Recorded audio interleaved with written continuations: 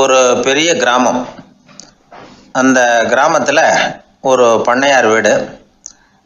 அதுதான் அந்த கிராமத்திலேயே பெரிய வீடு. ஒரு நாள் ஒரு திருடன் அந்த கிராமத்துக்கு வந்தான். சுற்றி பார்த்தான். அந்த பண்ணையார் வீடு கண்ணில் பட்டுது.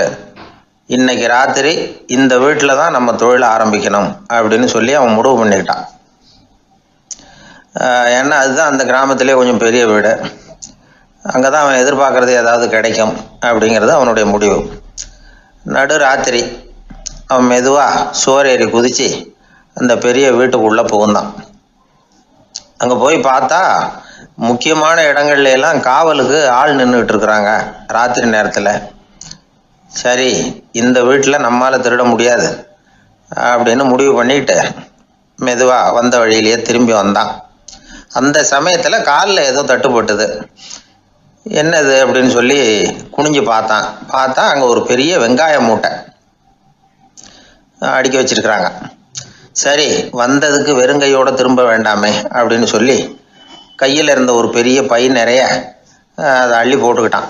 வெங்காயத்தை போட்டுக்கிட்டு புறப்படுற சமயத்தில் கப்புன்னு கழுத்தில் ஒரு கை வந்து விழுந்தது. ஆள் மாட்டிக்கிட்டான். அதாவது காவலாளிகள் அவனை பிடிச்சி வச்சுக்கிட்டாங்க. மறுநாள் காலையில் அந்த திருடனை பண்ணையார் முன்னாடி கொண்டுட்டு போய் நிறுத்தினாங்க. ஐயா, இந்த ஆள் ராத்திரி நம்ம வீட்டில் திருடுறதுக்காக வந்தான். வெங்காயத்தை அள்ளிட்டு புறப்படுறப்போ மாட்டிக்கிட்டான் அப்படின்னாங்க. அவர் பார்த்தார். என்னப்பா இவங்க சொல்கிறது உண்மைதானான்னு கேட்டார். ஆமான்னு ஒத்துக்கிட்டான் அந்த ஆள். பண்ணையார் அதுக்கப்புறம் கொஞ்சம் யோசனை பண்ணார். அப்புறமா தீர்ப்பு வழங்கினார். இதை பாருப்பா, நீ இங்கே திருட வந்தது குற்றம். அதுக்காக நீ 100 ரூபாய் அபராதம் செலுத்தணும், அல்லது 100 கசையடிகள் வாங்கணும். அதுவும் இல்லைன்னா நீயே திருடுன அவ்வளவு வெங்காயத்தையும் பச்சையா என் கண் முன்னாடியே சாப்பிட்டுணும். இதில் எந்த தண்டனையை ஏற்றுக்கிறது அப்படிங்கிறத பற்றி நீயே யோசனை பண்ணி முடிவு எடுத்துக்கலாம் அப்படின்னு சொல்லிவிட்டார். அதாவது இவனே முடிவு பண்ணிக்க வேண்டியது. 100 ரூபா பணம் கட்டுறியா, இல்லது சாட்டை அடி வாங்குறியா, அல்லது வெங்காயத்தை சாப்பிட்றியா, இதுதான் அவர் கொடுத்தது. நீயே முடிவு பண்ணி சொல்லுன்னு விட்டார். திருடன் கொஞ்சம் நேரம் யோசனை பண்ணி பார்த்தான். அவனுக்கு இருக்கிறதுலே ரொம்ப சுலபமாக தெரிஞ்சது இந்த வெங்காயத்தையே சாப்பிட்டுட்றேன்ட்டான். ஐயா, நான் இந்த வெங்காயத்தையே சாப்பிட்டுட்றேன், அதுதான் எனக்கு கொஞ்சம் சுலபமாக தெரியுதுன்னா சரின்னு விட்டார் பண்ணையார். அப்படியே எல்லாத்தையும் கொண்டு கொட்டினாங்க. ஒவ்வொன்றா எடுத்து சாப்பிட ஆரம்பித்தான். கொஞ்ச நேரம் சுவாரஸ்யமாக சாப்பிட்டான். அதுக்கப்புறம் வாய் எரிய ஆரம்பிச்சுட்டுது. கண்ணு ரெண்டும் செவந்து போச்சு. கண்ணில் இருந்து தார தாரையாக கண்ணீர் வழிய ஆரம்பிச்சுட்டுது. ஒரே எரிச்சல். அவனால் தாக்கு பிடிக்க முடியல. வெங்காயம் பாதி கூட தீரல. பார்த்தான், சரி இது நமக்கு சரிப்பட்டு வராது அப்படின்னு முடிவு பண்ணிட்டான். ஐயா, என்னை மன்னிச்சுக்கோங்க, இது என்னால் முடியாது போல இருக்கு, பேசாமல் எனக்கு 100 சாட்டை அடியோ கொடுத்துருங்க அப்படின்னா. அவரும் சரின்னார். சாட்டை அடி விழ ஆரம்பிச்சது. அதுவும் ஆரம்பத்தில் ஒரு மாதிரியாக இருந்தது. ஒரு 60 அடிகள் விழுற வரைக்கும் தாங்கினான். அதுக்கு மேலே அவனால் முடியல, தாக்கு பிடிக்க முடியல. ஐயா, என்னை மன்னிச்சுக்கோங்க அப்படின்னு மறுபடியும் பண்ணையார் காலில் விழுந்தான். ஐயா, இதுவும் எனக்கு சரிப்பட்டு வராது போல இருக்கு, பேசாமல் 100 ரூபா அபராதமே கட்டிவிடுறேன் அப்படின்னா. அதே மாதிரி பணத்தை எடுத்து கொடுத்துட்டு அவன் பாட்டுக்கு போனான். இப்படி ஒரு கதை உண்டு. இந்த கதையை உலக புகழ்பெற்ற மனோதத்துவ மேதை எம் ஸ்காட் பெக் ஒரு உதாரணமாக எடுத்து சொல்கிறார். எதுக்காக அவர் எடுத்து சொல்கிறாருன்னா, இந்த முடிவெடுக்கும் திறன் அப்படிங்கிறத விளக்கிறதுக்காக. வாழ்க்கையில் முடிவெடுக்கிற திறன் நம்ம ஒவ்வொருத்தருக்கும் ரொம்ப அவசியம். எந்த சந்தர்ப்பத்தில் எப்படி முடிவெடுக்கிறோம் அப்படிங்கிறத வச்சு தான் நம்ம வாழ்க்கை அமையும். எவ்வளவு தான் பணம் இருந்தாலும் சரி, எவ்வளவு தான் படிச்சிருந்தாலும் சரி, இந்த முடிவெடுக்கிற திறன் சரியா இல்லைன்னா வாழ்க்கையில் பல சறுக்கல்களை சந்திக்க வேண்டியிருக்கும். நாம் முடிவுகள் எடுத்தால் அந்த முடிவுகளால் ஏற்படக்கூடிய விளைவுகளுக்கு நாம் பொறுப்பு ஏற்க வேண்டி இருக்குமே அப்படிங்கிற பயத்தினால முடிவெடுக்கிற அதிகாரத்தை பல சமயங்களில் நாம் மற்றவங்களுக்கு தாரவாத்து கொடுத்துட்றோம். நாமே முடிவெடுக்கக்கூடிய திறமையை வளர்த்துக்கிறது தான் ரொம்ப முக்கியம். ஒருத்தர் சொன்னார், சார், சின்ன சின்ன பிரச்சனைகள்ல எல்லாம் எங்கள் வீட்டில் என் மனைவி முடிவு எடுக்க விட்டுருவேன், பெரிய பிரச்சனைகள்ல எல்லாம் நான் தான் முடிவெடுப்பேன் அப்படின்னார். பரவாயில்லையே அப்படின்னு சொல்லி சின்ன சின்ன பிரச்சனைகள்னா எதுங்க அப்படின்னு கேட்டேன். ஒன்றும் இல்லை, இந்த வீட்டு வருமானத்தை பெருக்கிறது எப்படி, வீட்டு செலவை சரி கட்டுறது எப்படி, வீட்டு செலவுக்கு வாங்கியிருக்கிற கடனை அடைக்கிறது எப்படி, இதெல்லாம் சின்ன சின்ன பிரச்சனைகள். என் மனைவி கிட்ட முடிவு எடுக்கிற விஷயத்தை விட்டுருவேன்னார். பெரிய பிரச்சனை தான் நான் எடுத்துக்குவேன்னார். அப்படின்னா பெரிய பிரச்சனைன்னா எது சார் அப்படின்னு கேட்டேன். அது என்னென்னா, இந்த உலக பொருளாதாரத்தை மேம்படுத்துறது எப்படி, 21ஆம் நூற்றாண்டில் என்னென்ன சவால்களை சந்திக்க வேண்டியிருக்கும் உலகம், இதெல்லாம் நான் பார்த்துக்குவேன் அப்படின்னார். பாருங்க, இது பிரச்சனைகள்லேருந்து தப்பிக்கிற வழி.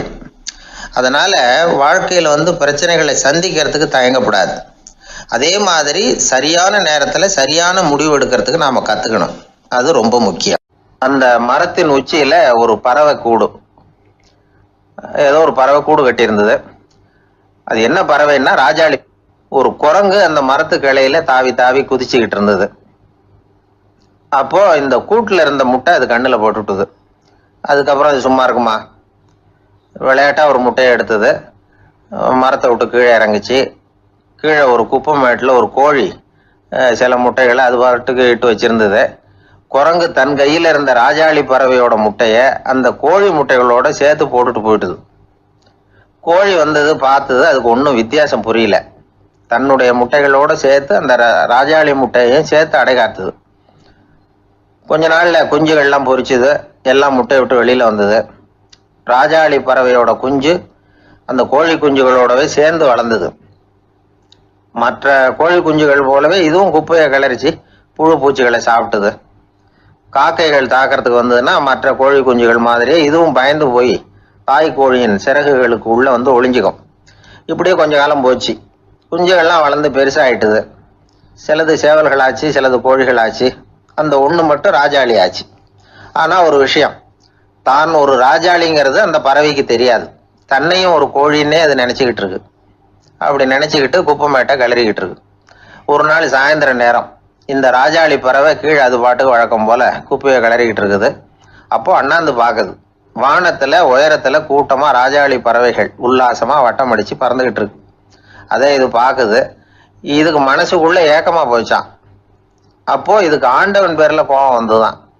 ஆண்டவனுக்கு என் பேரில் ஏன் இந்த ஓர வஞ்சனை, என்னையும் ஒரு ராஜாளியாக படைச்சிருந்தா நானும் கூட இந்நேரம் ஆகாயத்தில் உல்லாசமாக பறந்துக்கிட்டு இருப்பேனே அப்படின்னு நினச்சி வருத்தப்பட்டு தான்.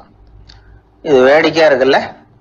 ஒரு வகையில் பார்த்தா நாம் கூட இந்த ராஜாளி பறவை மாதிரி தான் வாழ்ந்துக்கிட்டு இருக்கோம் அப்படிங்கிறார் ஒரு உளவியல் நிபுணர். நம்மால் எவ்வளவு வேலை செய்ய முடியும் அப்படின்னு நாம் நினச்சிக்கிட்டு இருக்கிறோமோ அதை விட பல மடங்கு நம்மால் வேலை செய்ய முடியுமா, பல மடங்கு வேகமாகவும் வேலை செய்ய முடியும் அப்படிங்கிறார் அவர். நம்முடைய முழுமையான பலம் என்னங்கிறது நமக்கே தெரியறதில்ல, அதுதான் கஷ்டம். நம்முடைய பலம் தெரியாததுனால தான் நாம் எதுக்கு எடுத்தாலும் பயந்துக்கிட்டு இருக்கிறோம். ஒரு ஆள் இருந்தான், அவனுக்கு எப்படின்னா கோழியை கண்டா பயப்படுவான். ஏன் கோழியை கண்டா பயம்னா, அவனுக்கு மனசுக்குள்ள தான் ஒரு புழுன்னு நினைப்பு. தன்னை ஒரு புழுவாக நினைக்கும் பொழுது, புழுன்னா கோழி கொத்தும்ல, அதனால கோழியை கண்டு பயப்பட ஆரம்பிச்சிட்டான்.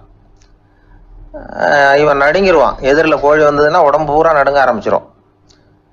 வீட்டில் இருக்கிறவங்க பார்த்தாங்க. இவனை அழைச்சிட்டு போய் ஒரு மனநோய் மருத்துவமனையில் சேர்த்துட்டாங்க. அங்கே உள்ள டாக்டர் இவருக்கு சிகிச்சையெல்லாம் கொடுத்தார். ஒரு வாரம் இவனை தங்க வச்சு வேண்டிய சிகிச்சையெல்லாம் கொடுத்து மன ரீதியாக அவனை மாற்றி, சரி இனிமேல் நீ வீட்டுக்கு போகலாம்னு சொல்லி அனுப்பி வச்சார். வீட்டுக்கு புறப்பட்டான். அப்போ சொன்னார், இதை பாருப்பா, நீ வீட்டுக்கு போகலாம், நேராக வீட்டுக்கு போ, நல்லா ஞாபகம் வச்சுக்கோ, இனிமே நீ ஒரு புழு கிடையாது, மனுஷன், தைரியமாக புறப்படு, போயிட்டு வா அப்படின்னு சொல்லி வழி அனுப்பி வச்சார். சரிங்க டாக்டர்னு சொல்லிவிட்டு இவன் புறப்பட்டு போனான். பாதி வழி போயிருப்பான். லேசாக நிமிர்ந்து பார்க்குறான், எதிரில் ஒரு கோழி வந்துக்கிட்டு இருக்கு. அது பாட்டுக்கு சாதாரணமாக நடந்து வந்துக்கிட்டு இருந்தது.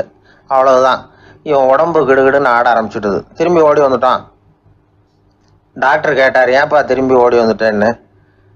பாதி தூரம் போயிட்டேன் டாக்டர், எதிரில் ஒரு கோழி வந்துக்கிட்டு இருக்குது, அதான் பயமாக இருந்தது வந்துட்டேன்னா. டாக்டருக்கு ஒரு மாதிரி ஆகிடுது. அவர் சொன்னார், இதை பாருப்பா, நான் தான் சொன்னேனே, நீ ஒரு புழு இல்லை, மனுஷன். இனிமேல் நீ புழு கிடையாது, நீ ஒரு மனுஷன்.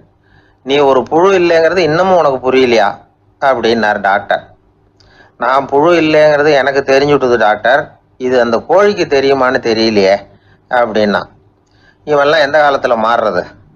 அதனால் வாழ்க்கையில் வெற்றி பெறணும் அப்படின்னு நினைக்கிறவங்க யாராக இருந்தாலும் தன்னுடைய பலம் என்ன அப்படிங்கிறத முதல்ல புரிஞ்சுக்கணும்.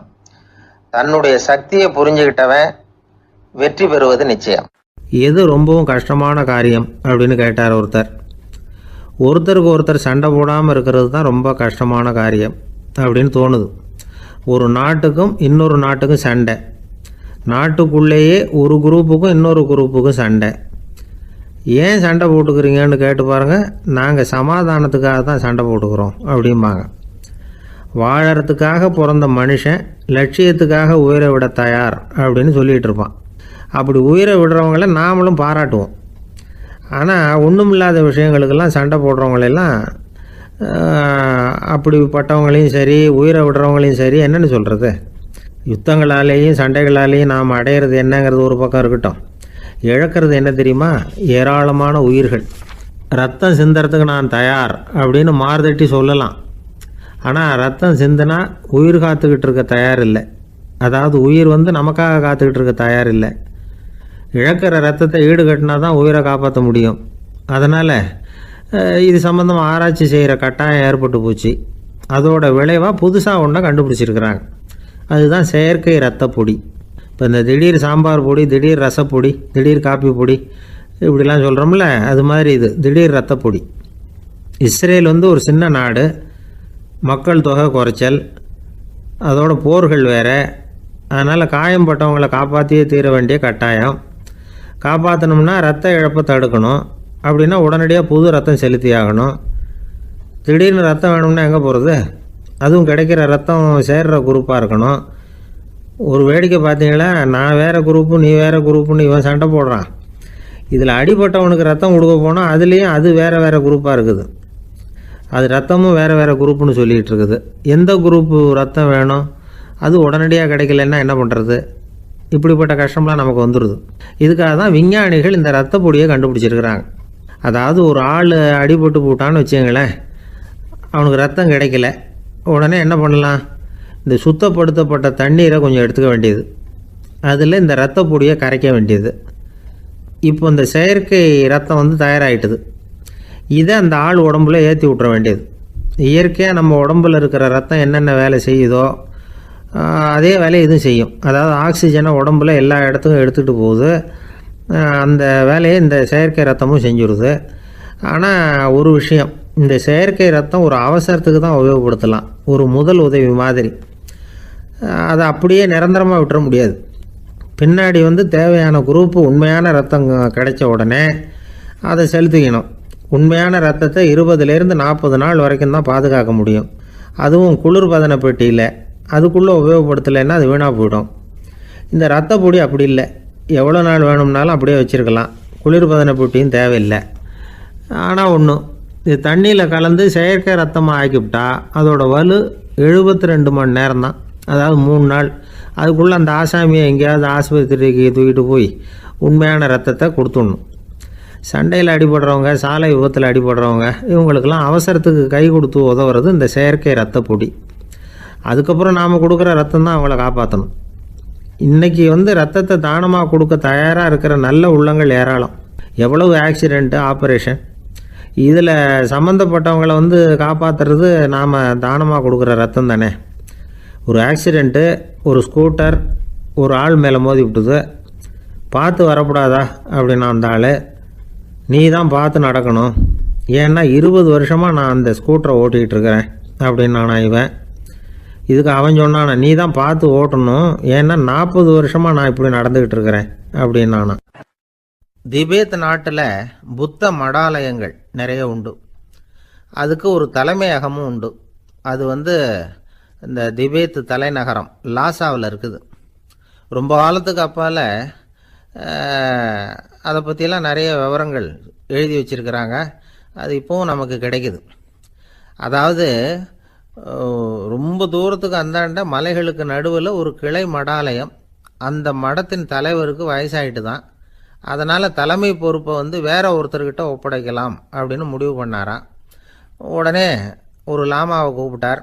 அவர் மூலமாக தலைமை மடாலயத்துக்கு செய்தி அனுப்புனார், பொருத்தமான வாரிசு ஒருத்தரை அனுப்பி வைக்கும்படியாக. அந்த வாலிப லாமா புறப்பட்டார். காடு மேடெல்லாம் நடந்து போகிறார். ரொம்ப நாள் கழித்து தலைமை பீடத்தை அடைஞ்சார். தலைமை குருக்கிட்ட விவரத்தை சொன்னார். தகுதியான ஒருத்தரை அனுப்பி வச்சா அழைச்சிட்டு போகிறேன் அப்படின்னார்.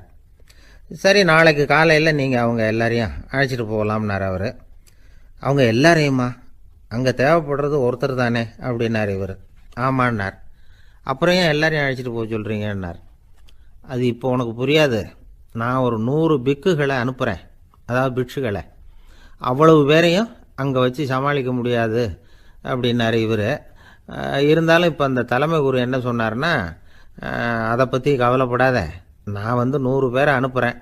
அதில் 99 பேர் வழியிலேயே காணாமல் போடுவாங்க, ஒருத்தன் மட்டும்தான் வருவான். அவனும் அங்கே வந்து சேர்ந்துட்டானா நீ ரொம்ப கொடுத்து வச்சவன் அப்படின்னார். இவருக்கு ஒன்றும் புரியல. இருந்தாலும் மறுநாள் அந்த வாலிப லாமா 100 பேரை அழைச்சிக்கிட்டு புறப்பட்டார். போகிற வழியிலேயே பல பேர் அங்கங்கே பிச்சுக்கிட்டு போயிட்டாங்க. அவர் சொன்னது மாதிரியே. வழியில் அவங்க ஊர்கள் இருந்தது தான் காரணம். அப்பா அம்மாவை பார்த்துட்டு வரேன் அப்படின்னு கொஞ்சம் பேர் போனாங்க. சொந்த பந்தத்தை பார்த்துட்டு வரேன் அப்படின்னு கொஞ்சம் பேர். ஒரு வாரம் ஆச்சு. இப்போ மிஞ்சினது 10 பேர் தான். வழியில் ஒரு நகரம். அங்கே சில பிட்சுக்கள் வந்து சந்தித்தாங்க. எங்கள் மடத்து தலைவர் இறந்துட்டார், உங்களில் யாராவது ஒருத்தர் எங்களுக்கு தலைவராக முடியுமா அப்படின்னு கேட்டாங்க. 10 பேரும் தயார். அதில் ஒருத்தரை அழைச்சிக்கிட்டு அவங்க போயிட்டாங்க. இன்னொரு ஊரில் சில பேர் வந்தாங்க, வழி மறிச்சாங்க. நில்லுங்க, எங்கள் மன்னர் மகளுக்கு திருமணம், அதை நடத்தி வைக்க 3 லாமாக்கள் தேவை அப்படின்னாங்க. இப்படி கொஞ்சம் கொஞ்சமாக எல்லோரும் காலி. கடைசியில் 2 பேரும் மிஞ்சினாங்க. அங்கே ஒரு இளம்பெண் எதிரில் வந்தா. எங்கள் அப்பா வேட்டைக்கு போயிருக்கிறாரு, இன்னும் திரும்பி வரல. வீட்டில் வேறு யாரும் இல்லை, தனியாக இருக்க பயமாக இருக்குது, யாராவது ஒருத்தர் எனக்கு துணையாக இருக்கணும் அப்படின்னு கேட்டுக்கிட்டா. எங்கள் 2 பேரில் நீயே ஒருத்தரை தேர்ந்தெடுத்துக்கோ, இல்லைன்னா எங்களுக்குள்ளே சண்டை வந்துடும் அப்படின்னாங்க. இப்போ மிஞ்சினவர் ஒருத்தர். அவருக்கும் ஒரு சோதனை வந்தது. ஒரு தர்க்கவாதி எதிரில் வந்தான். உன்னோட வாதம் பண்ணணும்னா. இவனோட வாதம் பண்ணுறேன், அது முடிய ரொம்ப காலம் ஆகலாம். தர்க்கத்தில் நான் ஜெயிச்சா அங்கே வரேன், இல்லைன்னா இவருடைய சீடனை ஆயிடுவேன் அப்படின்னார் அவர். கடைசியாக அழைக்க வந்த வாலிப லாமா மட்டும் வெறுங்கையோடு திரும்பி போனார். அங்கே இருந்த வயசான மடாதிபதி கேட்டார், எத்தனை பேர் அங்கேருந்து புறப்பட்டீங்கன்னார். என்னையும் சேர்த்து 101ன்னார் அவர். நல்லது, நீயாவது திரும்பி வந்தியே, அதுதான் எனக்கு போதும். ஏன்னா நீ தான் எனக்கு உண்மையான வாரிசு. அந்த 100 பேரில் யாரும் வரமாட்டாங்க அப்படின்னார் அவர். ஏன்னா அவருக்கு தெரியும் இவர் ஒருத்தர் தான் திரும்பி வருவாருங்கிறது. திபேத்தில் ஒரு பழங்கால பழமொழி உண்டாம், 100 பேர் செல்லலாம், எப்பொழுதாவது ஒருவன் அபூர்வமாக அடைய வேண்டிய இடத்தை அடைவான். இதுதான் அந்த பழமொழி. ஒரு உன்னதமான இலக்கை அடையணும்னா அது அவ்வளவு சுலபமான காரியம் இல்லை. இந்த காலத்து மடாலயம் ஒன்று, அதில் ஒரு தலைவர், அவருக்கு வயசாகிட்டுது, தனக்கு ஒரு வாரிசை நியமிக்கணும் அப்படின்னு ஆசைப்பட்டார். ரொம்ப கஷ்டப்பட்டு ஒருத்தரை பிடிச்சார். தனக்கு வாரிசாக நியமிச்சுட்டு அவர் சமாதி ஆகிட்டார். புதுசாக பொறுப்பேற்றுக்கிட்டவர் அப்படியே உட்காந்துருந்தார். அவரை தேடிட்டு பத்திரிகை நிருபர்கள்லாம் வந்தாங்க, கேட்டாங்க. அவர் உங்கள் பொறுப்பில் அவர் பெரியவர் விட்டுட்டு போன இது எவ்வளவு சுமாராக தேரும், எவ்வளவு விட்டுட்டு போனார் அப்படின்னு கேட்டிருக்கிறாங்க. அது என்ன ஒரு 50 லட்சம் இருக்கும் அப்படின்னாராம். அவ்வளவும் பணமா அப்படின்னு கேட்டிருக்காங்க. இல்லைங்க, கடன் அப்படின்னாராம் இவர். காலை நேரம், கடற்கரை ஓரம், காலை வீசிக்கிட்டு கையை வீசிக்கிட்டு ஏதோ சண்டைக்கு போகிற சிப்பாய் மாதிரி எல்லாரும் நடந்து போயிட்டுருக்கிறாங்க. நடைப்பயிற்சி. அதில் நமக்கு தெரிஞ்ச ஒருத்தர் எதிரில் வந்தார் ரொம்ப வேகமாக. என்ன சார் வாக்கிங்க அப்படின்னு கேட்டோம். அவரால் ஆமாம்னு பதில் சொல்ல முடியல, அவ்வளவு கஷ்டம். மூச்சு விடுறதுக்கே வாயை திறந்து மூடிக்கிட்டு இருக்கிறார். எங்கே பேசுறது? கொஞ்சம் நின்று நிதானித்து மூச்சு விட்டுட்டு அதுக்கப்புறம் சொன்னார் ஆமாம் அப்படின்னு. என்ன சார் இவ்வளவு வேகம்னோ? உங்கள் பேச்சை கேட்டுவிட்டு தான் சார் நடக்க ஆரம்பித்தோம். நீங்கள் தான் அடிக்கடி சொல்லிகிட்டு இருந்தீங்க நடக்கிறது நல்லதுன்னு. அன்னையிலேருந்து ஆரம்பிச்சுட்டேன், ஆனால் ரொம்ப கஷ்டமாக இருக்குது சார். இப்போ பாருங்கள், உங்கள்கிட்ட சுலபமாக பேசக்கூட முடியல, மூச்சு வாங்குது, உடம்பு கூட வலிக்கிறது மாதிரி இருக்குது அப்படின்னு அவர் பாட்டுக்கு பேச ஆரம்பிச்சிட்டார். உங்களை யார் சார் இவ்வளவு வேகமாக நடக்க சொன்னது? வேகத்தை குறைங்க, மெதுவாக நடங்க அப்படின்னோம். நீங்கள் நடக்கிறதுனால என்னென்ன சௌகரியம்னு அன்னைக்கு சொன்னீங்களே தவிர சௌகரியமாக நடக்கிறது எப்படின்னு சொல்லலையே அப்படின்னார் அவர். இன்னமும் லேசாக மூச்சு வாங்கிக்கிட்டே சொன்னால் கூட இவர் சொல்கிறதுலேயும் ஒரு நியாயம் இருக்குது. அதனால் இந்த நடைப்பயிற்சி பண்ணுறவங்க கவனிக்க வேண்டிய சில முக்கியமான குறிப்புகள் இருக்குது. அது என்னென்னங்கிறத அவங்க தெரிஞ்சுக்கணும். அது தெரிஞ்சு வச்சுக்கிறது நல்லது. இதெல்லாம் மருத்துவ நிபுணர்கள் சொல்கிற குறிப்புகள். அவங்க என்ன சொல்கிறாங்க தெரியுமா? உங்கள் வயசு 40க்கு மேலேயா? உங்கள் எடை இருக்க வேண்டியதை விட 10 கிலோ அதிகமாக இருக்குதா? நீங்கள் புகை பிடிக்கிறவரா? இதய நோய், இரத்த நாள நோய், உயர் இரத்த அழுத்தம் இப்படி ஏதாவது உங்களுக்கு உண்டா? அப்படின்னா நீங்கள் உங்கள் இஷ்டத்துக்கு வரிஞ்சு கட்டிக்கிட்டு நடைப்பயிற்சி பண்ண ஆரம்பிச்சிடாதீங்க. முதல்ல ஒரு மருத்துவ பரிசோதனை பண்ணிக்கோங்க, அதுதான் நல்லது அப்படின்னு அவங்க சொல்கிறாங்க. நடக்கிறப்போ, உடற்பயிற்சி செய்கிறப்போ மார்பு பகுதியில் அல்லது வேறு எங்கேயாவது தொடர்ந்து வலி இருந்ததுன்னா பயிற்சியை நிறுத்திவிட்டு டாக்டரை போய் பார்க்கணும். நடைப்பயிற்சி பண்ணுறப்போ உங்கள் சக்திக்கு தகுந்த மாதிரி மெதுவாக அதிக கஷ்டம் இல்லாமல் முன்னேறலாம். அங்கே என்ன போட்டியாக வைக்கிறாங்க? முந்திக்கிட்டு போய் என்ன பண்ண போகிறோம்? பரிசா வாங்க போகிறோம். அதனால் நிதானம் அவசியம் அப்படிங்கிறது அவங்க ஆலோசனை. தொந்தரவு கொடுக்காத ஷூ, ட்ரெஸ்ஸு இதுகளை உபயோகப்படுத்துங்க. பாதத்தில் ஆடு தசை இருக்குல்ல, அங்கே ஏதாவது பிரச்சனை இருந்ததுன்னா டாக்டரை பாருங்கள். அந்த பாதத்தில் வலி வரும் அந்த இடத்துல. வெயில் காலமாக இருந்தால் தலைக்கு தொப்பி வச்சுக்கோங்க. பனியில் நடந்தாலும் அப்படி தான், தலையை பத்திரமா பார்த்துக்குங்க. நம்மக்கிட்ட ஏதோ கொஞ்சம் உருப்படியாக தெரியறது அது தானே. உடற்பயிற்சிக்கு முன்னாடி பின்னாடி பயிற்சி செய்கிறப்போ நிறைய தண்ணி குடிக்கலாமா. முதல் 1 மாதத்துக்கு கொஞ்சம் தளர்த்தியாக சாவகாசமாக நடக்கலாம். மணிக்கு 3 அல்லது 4 கிலோமீட்டர் வேகம்னு வச்சுங்களேன். அதுக்கப்புறம் வேகத்தை அதிகப்படுத்தலாம். மணிக்கு 6 அல்லது 8 கிலோமீட்டர் அளவுக்கு நடக்கலாம். நல்லா கையை வீசிக்கிட்டு நடக்கணும். மூச்சு விடுற எண்ணிக்கை அதிகரிக்கணும். இது மாதிரி ஒரு 30 நிமிஷம் நடக்கலாம். தனியாக நடந்து போகிறதுக்கு உங்களுக்கு என்னமோ மாதிரி இருக்குதா? கூட யாரையாவது சேர்த்துக்குங்க. ஒரு குரூப்பாக சேர்ந்து போகலாம். நடக்கிறதுங்கிறத ஒரு சந்தோஷமான சமாச்சாரமாக ஆக்கிக்கணும். தினம் இப்படி நடக்க வேண்டி இருக்குதே அப்படின்னு புலம்பிக்கிட்டே போகக்கூடாது. சில பேர் நடக்கிறப்போ கடந்த காலத்தை அசை போட்டுக்கிட்டே போவாங்க. சில பேர் வருங்காலத்தை அசை போட்டுக்கிட்டே போவாங்க. சில பேர் முக்கியமான திட்டம்லாம் இப்படி நடக்கிறப்போ தான் தீர்மானம் பண்ணுவாங்க. நடக்கிறதுனால மன இறுக்கம் குறையுது, பரபரப்பு குறையுது, மன ஆற்றல் பெருகுது, தன்னம்பிக்கை வளருது, முதுமை தள்ளி போகுது, செயல்திறன் அதிகரிக்குது. இதை தவிர உடம்புக்கும் பல விதமான சௌகரியங்கள் ஏற்படுது. அதனால் இது வரைக்கும் நடக்க ஆரம்பிக்காதவங்க இனிமேல் இந்த குறிப்புகளை கவனத்தில் வச்சுக்கிட்டு நடக்க ஆரம்பிச்சுடலாம். சார்லஸ் லேம்ப் அப்படின்னு ஆங்கில இலக்கிய மேதை ஒருத்தர், அவர் ஒரு தரம் உடம்பு சரியில்லைன்னு டாக்டர்கிட்ட போனாராம். டாக்டர் அவரை பார்த்துட்டு, நீங்கள் தினமும் காலையில் வெறும் வயத்தில் நடக்கணும் அப்படின்னாராம். வெறும் வயத்தில் நடக்கிறதுக்கு நான் தயார், ஆனால் வயிறு கிடைக்கணுமே சார். யார் வயத்து மேலே நடக்கிறது டாக்டர் அப்படின்னு கேட்டாராம் இவர். வயிறு பசிக்குதேங்கிறது சிலரோட கவலை, வயிறு பசிக்க மாட்டேங்குதே அப்படிங்கிறது சில பேரோட கவலை. 2 விதமான கவலைக்கும் வயிறு தான் காரணமாக இருக்குது. வயிறு பசிச்சதுன்னா அது இயற்கை, வயிறு பசிக்கலைன்னா அது வியாதி. ஆனால் பசியையும் நாம் பசிப்பிணி அப்படின்னு தான் சொல்லுவோம். என்ன காரணம்? வியாதியை போக்க வேண்டியது எவ்வளவு முக்கியமோ அதை விட முக்கியம் பசியை போக்க வேண்டியது. ஒரு சமுதாயத்தில் பசிப்பிணியே இருக்கக்கூடாது, அதுதான் நல்ல சமுதாயம். பசியை போக்கணும்னா சாப்பாடு போடணும், பசியின்மையை போக்கணும்னா வைத்தியம்தான் பண்ணணும். இது சம்பந்தமாக எவ்வளவோ ஆராய்ச்சிகள் நடக்குது, நிறைய மருந்து கண்டுபிடிச்சிருக்கிறாங்க. நம்ம உடம்புல பசியை தூண்டக்கூடிய பகுதி எது, இதை முதல்ல தெரிஞ்சுக்கணும் இல்லையா? நாம் சாப்பிட்ற ஆகாரம் செரிக்கிறதுக்கு எது காரணம் தெரியுமா? நம்ம மூளையோட பின்பகுதி தான் அதுக்கு காரணமாக இருக்குதாம்.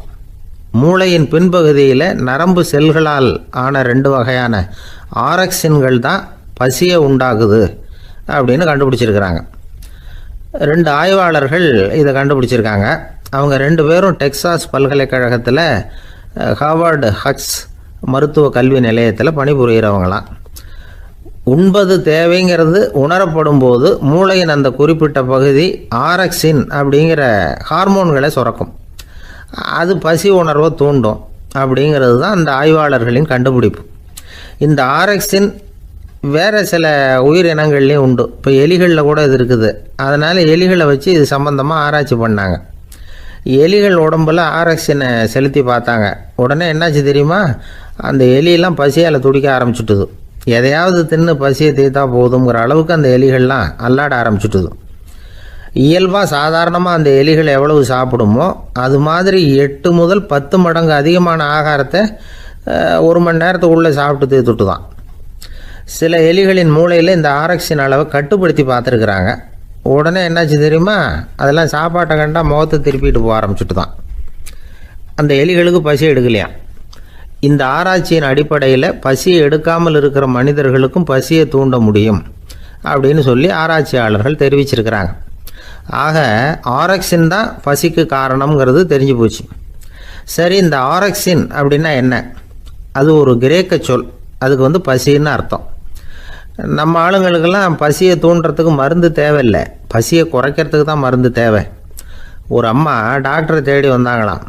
டாக்டர், எங்கள் வீட்டுக்காரருக்கு திடீர்னு அகோர பசி, நிறைய சமைச்சு போடுறேன், அவ்வளவையும் சாப்பிட்டுட்டு கீழே கிடக்கிற குப்பை கூலங்களையும் எடுத்து சாப்பிட ஆரம்பிச்சுட்றார், என்னன்னு கவனித்து பாருங்கள் அப்படின்னாங்களாம்.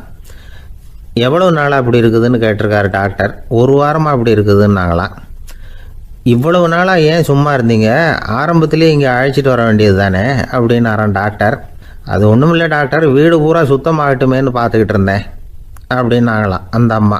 ஒருத்தர் ஓடி வந்தார், இன்னொருத்தரை பார்த்து, சார் உங்கள் சைக்கிளை ஒரு நாள் இரவல் கொடுங்களேன், பக்கத்து ஊருக்கு போயிட்டு வர வேண்டியிருக்கு அப்படின்னார். இவர் சைக்கிளை கொடுத்து பத்திரமா கொண்டுகிட்டு போங்கன்னார். சார் இதை பத்திரமா கொண்டு போகிறேன், கவலையே வேணாம், ஏன்னா இது உங்களோட சைக்கிள் அப்படின்னு நான் நினைக்கல, என்னோட சைக்கிளாக நினைக்கிறேன் அப்படின்னார். அதுக்கப்புறம் தான் இவருக்கு உண்மையாகவே பயம் வந்துட்டுது. ஏன்னா அவர் சொன்னது மாதிரி அதை தன்னோட சைக்கிளாகவே நினச்சி தள்ளிட்டு போட்டால் என்ன பண்ணுறது? எது எதை நம்முடையதாக நினைக்கணுங்கிறதுக்கு ஒரு வரையறை இருக்குது. சில பேர் ஆஃபீஸையே வீடாக நினச்சி விடுறது உண்டு. அப்படிப்பட்டவங்க கூட வீட்டை ஆஃபீஸாக நினைக்கிறது இல்லை. ஏன்னா வீட்டில் இவர் ஆஃபீஸராக நடந்துக்க முடியறதில்லை. இதெல்லாம் ஒரு பக்கம் இருக்கட்டும், இப்போ விஷயத்துக்கு வருவோம். பொறியியல் மேதை டாக்டர் விஸ்வேஸ்வரையா இருந்தார் இல்லையா, பாரத ரத்னா விருதெல்லாம் கொடுத்தாங்களே. ஆஃபீஸ் வேலை வேற, சொந்த வேலை வேற அப்படிங்கிறதுக்கு ஒரு உதாரணமாக இருந்தவர் அவர். மைசூர் மகாராஜா கிட்ட திவானா இருந்தார். அவர் ஒரு நாள் அரசாங்க வேலை காரணமாக வெளியூர் போயிருந்தார். ஹாசன்கிற ஊருக்கு பக்கத்தில் ஒரு பயண மாளிகை, அங்கே தங்கிவிட்டார். ராத்திரி அங்கே தங்கி இருந்துட்டு விடிஞ்சதும் ஊருக்கு திரும்புறதாக திட்டம். ராத்திரி தூங்கிறதுக்கு ரொம்ப நேரம் ஆயிட்டுது. ரொம்ப நேரம் வரைக்கும் அரசாங்க சம்பந்தப்பட்ட வேலைகளையே பார்த்துக்கிட்டு இருக்கிறார். அரசாங்க ஃபைல்கள் நிறைய இருந்தது. அதையெல்லாம் ஒவ்வொன்றா எடுத்தார், படித்து பார்த்தார், பரிசீலனை பண்ணார், அதில் எழுத வேண்டியதை எழுதினார், கையெழுத்து போட்டார். ஒரு வழியாக அந்த வேலையெல்லாம் முடிஞ்சுது. அதுக்கப்புறம் என்ன பண்ணார்னா, தன்னுடைய சூட்கேஸை திறந்தார். அதிலேருந்து 2 மெழுகுவத்தியை எடுத்து கொளுத்தி வச்சார். அந்த பயண மாளிகையில் அது வரைக்கும் எரிஞ்சிக்கிட்டு இருந்த மின்சார விளக்குகளை அணைச்சுட்டார். அதுக்கு பிறகு அந்த மெழுகுவத்தி வெளிச்சத்தில் சில புத்தகங்களை தொடர்ந்து படிக்க ஆரம்பிச்சிட்டார். அந்த பயண மாளிகையில் பணியாளராக இருந்தவர் இதை பார்த்துட்டு ஓடி வந்தார். மறுபடியும் மின் விளக்க போடுறதுக்காக போனார்.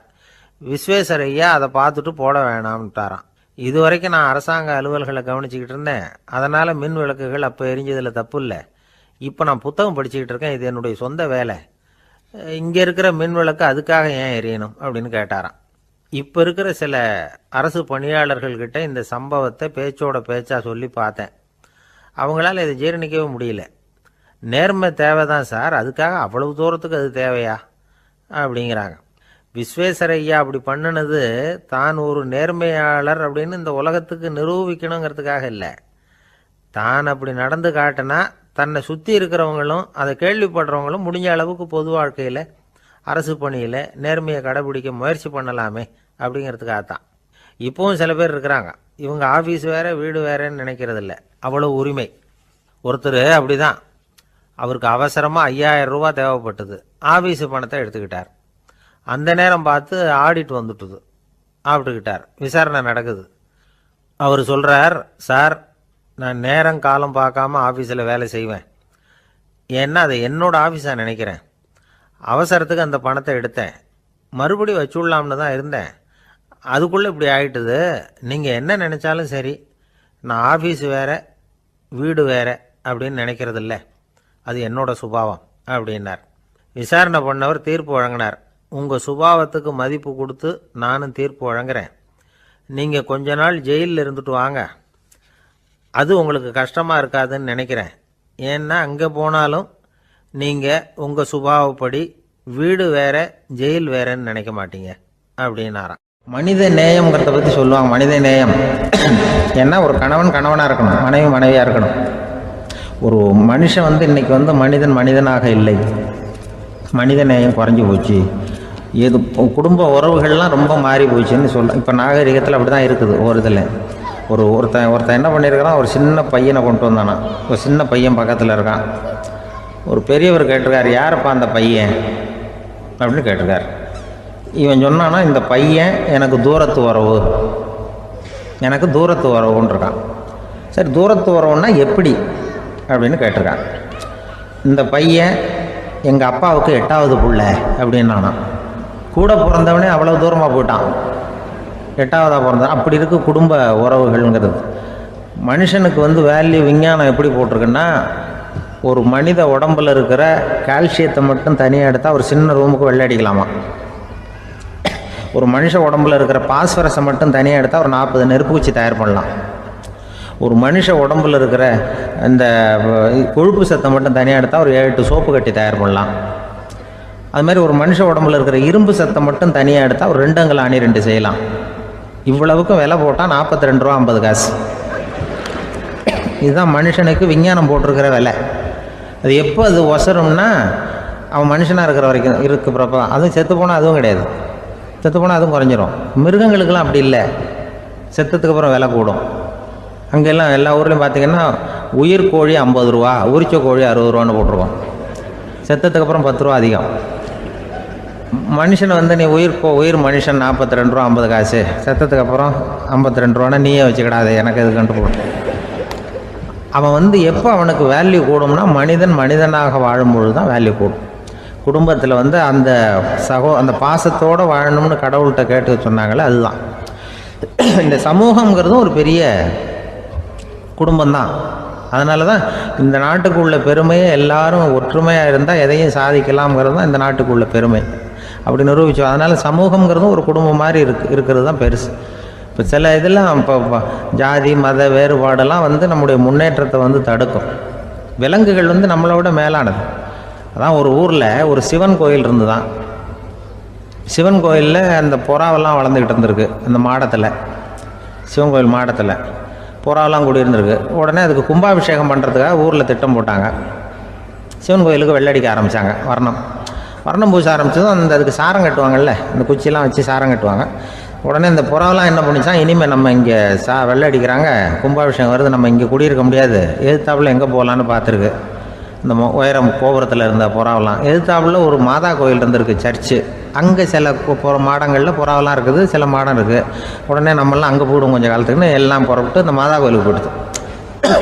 அங்கே போனால் அங்கே இருக்கிற புறாவோடு சேர்ந்து இதுவும் குடியிருந்துட்டுருக்கு. கொஞ்ச நாள் என்னாச்சு, அங்கே கிறிஸ்மஸ் வந்துட்டுது. கிறிஸ்மஸ் வந்ததும் சரி, இங்கேயும் வெள்ளடிக்க ஆரம்பிக்கிறாங்க. நம்ம மறுபடியும் எங்கடா போகிறதுன்னு பார்த்தா, அங்கே இருக்கிற புறாவோட சேர்ந்து இதுவும் சேர்ந்து நேராக ஒரு பள்ளிவாசல் இருந்தது. எதுக்கு அங்கே இருக்கிற மாடத்தில் போய் அங்கே குடியேறிட்டுது எல்லாம். அங்கே போனால் அங்கே ரமலான் மாதம் ரம்ஜானுக்காக அதையும் புதுப்பிக்க ஆரம்பித்தாங்க. இது என்ன பண்ணுறதுன்னு சொல்லி இந்த 3 செட்டு புறாவும் சேர்ந்து என்ன பண்ணிச்சு, எங்கே போகலான்னு பார்த்தா மறுபடியும் அதுக்குள்ளே இந்த சிவன் கோயிலில் கும்பாபிஷேகம் முடிஞ்சிருக்கு. அங்கே போடுவோம் எல்லாருன்னு சொல்லி எல்லா புறாவும் அந்த சிவன் கோயிலுக்கு வந்துட்டுது. அங்கே போய் மாடத்தில் அதை குடியிருந்துட்டுது. அப்போ திடீர்னு ஒரு நாள் பார்த்தா ஒரே கலவரம் பூமியில் எல்லாம் ஒருத்தன் அருவாளை தூக்கிட்டு நிற்கிறான், குச்சி எடுத்து ஒருத்தனை சுட்டுக்கிறான். ஒரே கலவரம், சத்தம், ஒரே மத கலவரம் வந்துட்டுது ஊரில். அப்போது புறாவெல்லாம் மாடத்தில் இருந்துக்கிட்டு ஒரு குஞ்சு புறா அவங்க அம்மாட்ட கேட்டு தான், இது என்ன, இந்த மனுஷனுக்கு என்னாச்சு, அவன் கத்தியை தூக்கிட்டு நிற்கிறானே அப்படின்னு கேட்டு தான். ஒரு குஞ்சு புறா அவங்க அம்மாட்ட கேட்டு தான். அம்மா புறா. இப்போ அம்மா அந்த புறா சொல்லித்தான், மனுஷனுக்கு இப்போ மதம் பிடிச்சிருக்கு, அதான் கத்தியை தூக்கிட்டு நிற்கிறான் அப்படின்ருக்கு. இப்போ நமக்கெல்லாம் பிடிக்கலையே அப்படின்னு தான். அப்போ அந்த புறா சொல்லித்தான், அந்த பாருமா, நாம் இந்த சிவன் கோயிலில் இருந்தாலும் நமக்கு புறான்னு தான் பேர், இந்த மாதா கோயிலுக்கு போனாலும் நமக்கு புறான்னு தான் பேர், பள்ளிவாசலுக்கு போனாலும் நமக்கு புறான்னு தான் பேர். அந்த மனுஷன் அப்படி இல்லை. அவன் இங்கே இருக்கிற வரைக்கும் இந்துன்னு சொல்லுவான், அங்கே மாதா கோயில் இருந்தான்னா கிறிஸ்தவன்னு சொல்லுவான், பள்ளிவாசலில் இருந்தான்னா முஸ்லீம்னு சொல்லுவான்.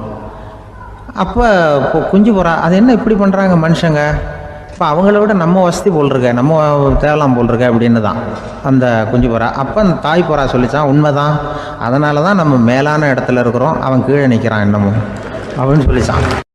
அளவுக்கு மிஞ்சினால் அமிர்தமும் நஞ்சு அப்படின்னு சொல்லுவாங்க. அது உண்மைதான்.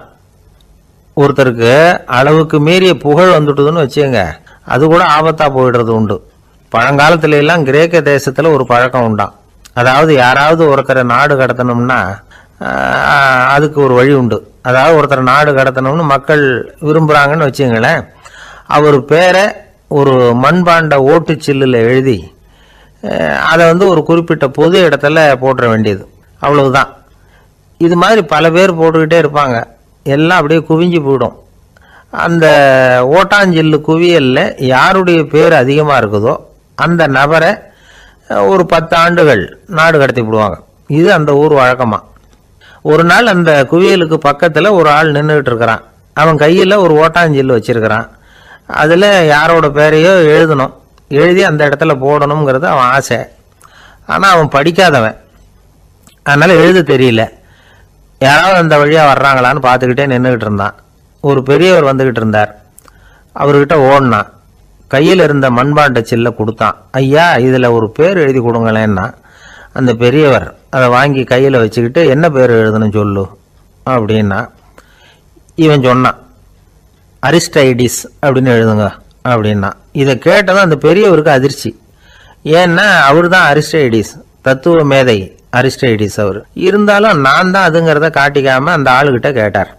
அது சரிப்பா, அரிஸ்டைடிஸ்ங்கிற பேரை எழுத சொல்ற, அவர் உனக்கு என்ன கெடுதல் பண்ணார், அவர் பேரை இதில் எழுத சொல்றியே அப்படின்னு கேட்டிருக்கார்.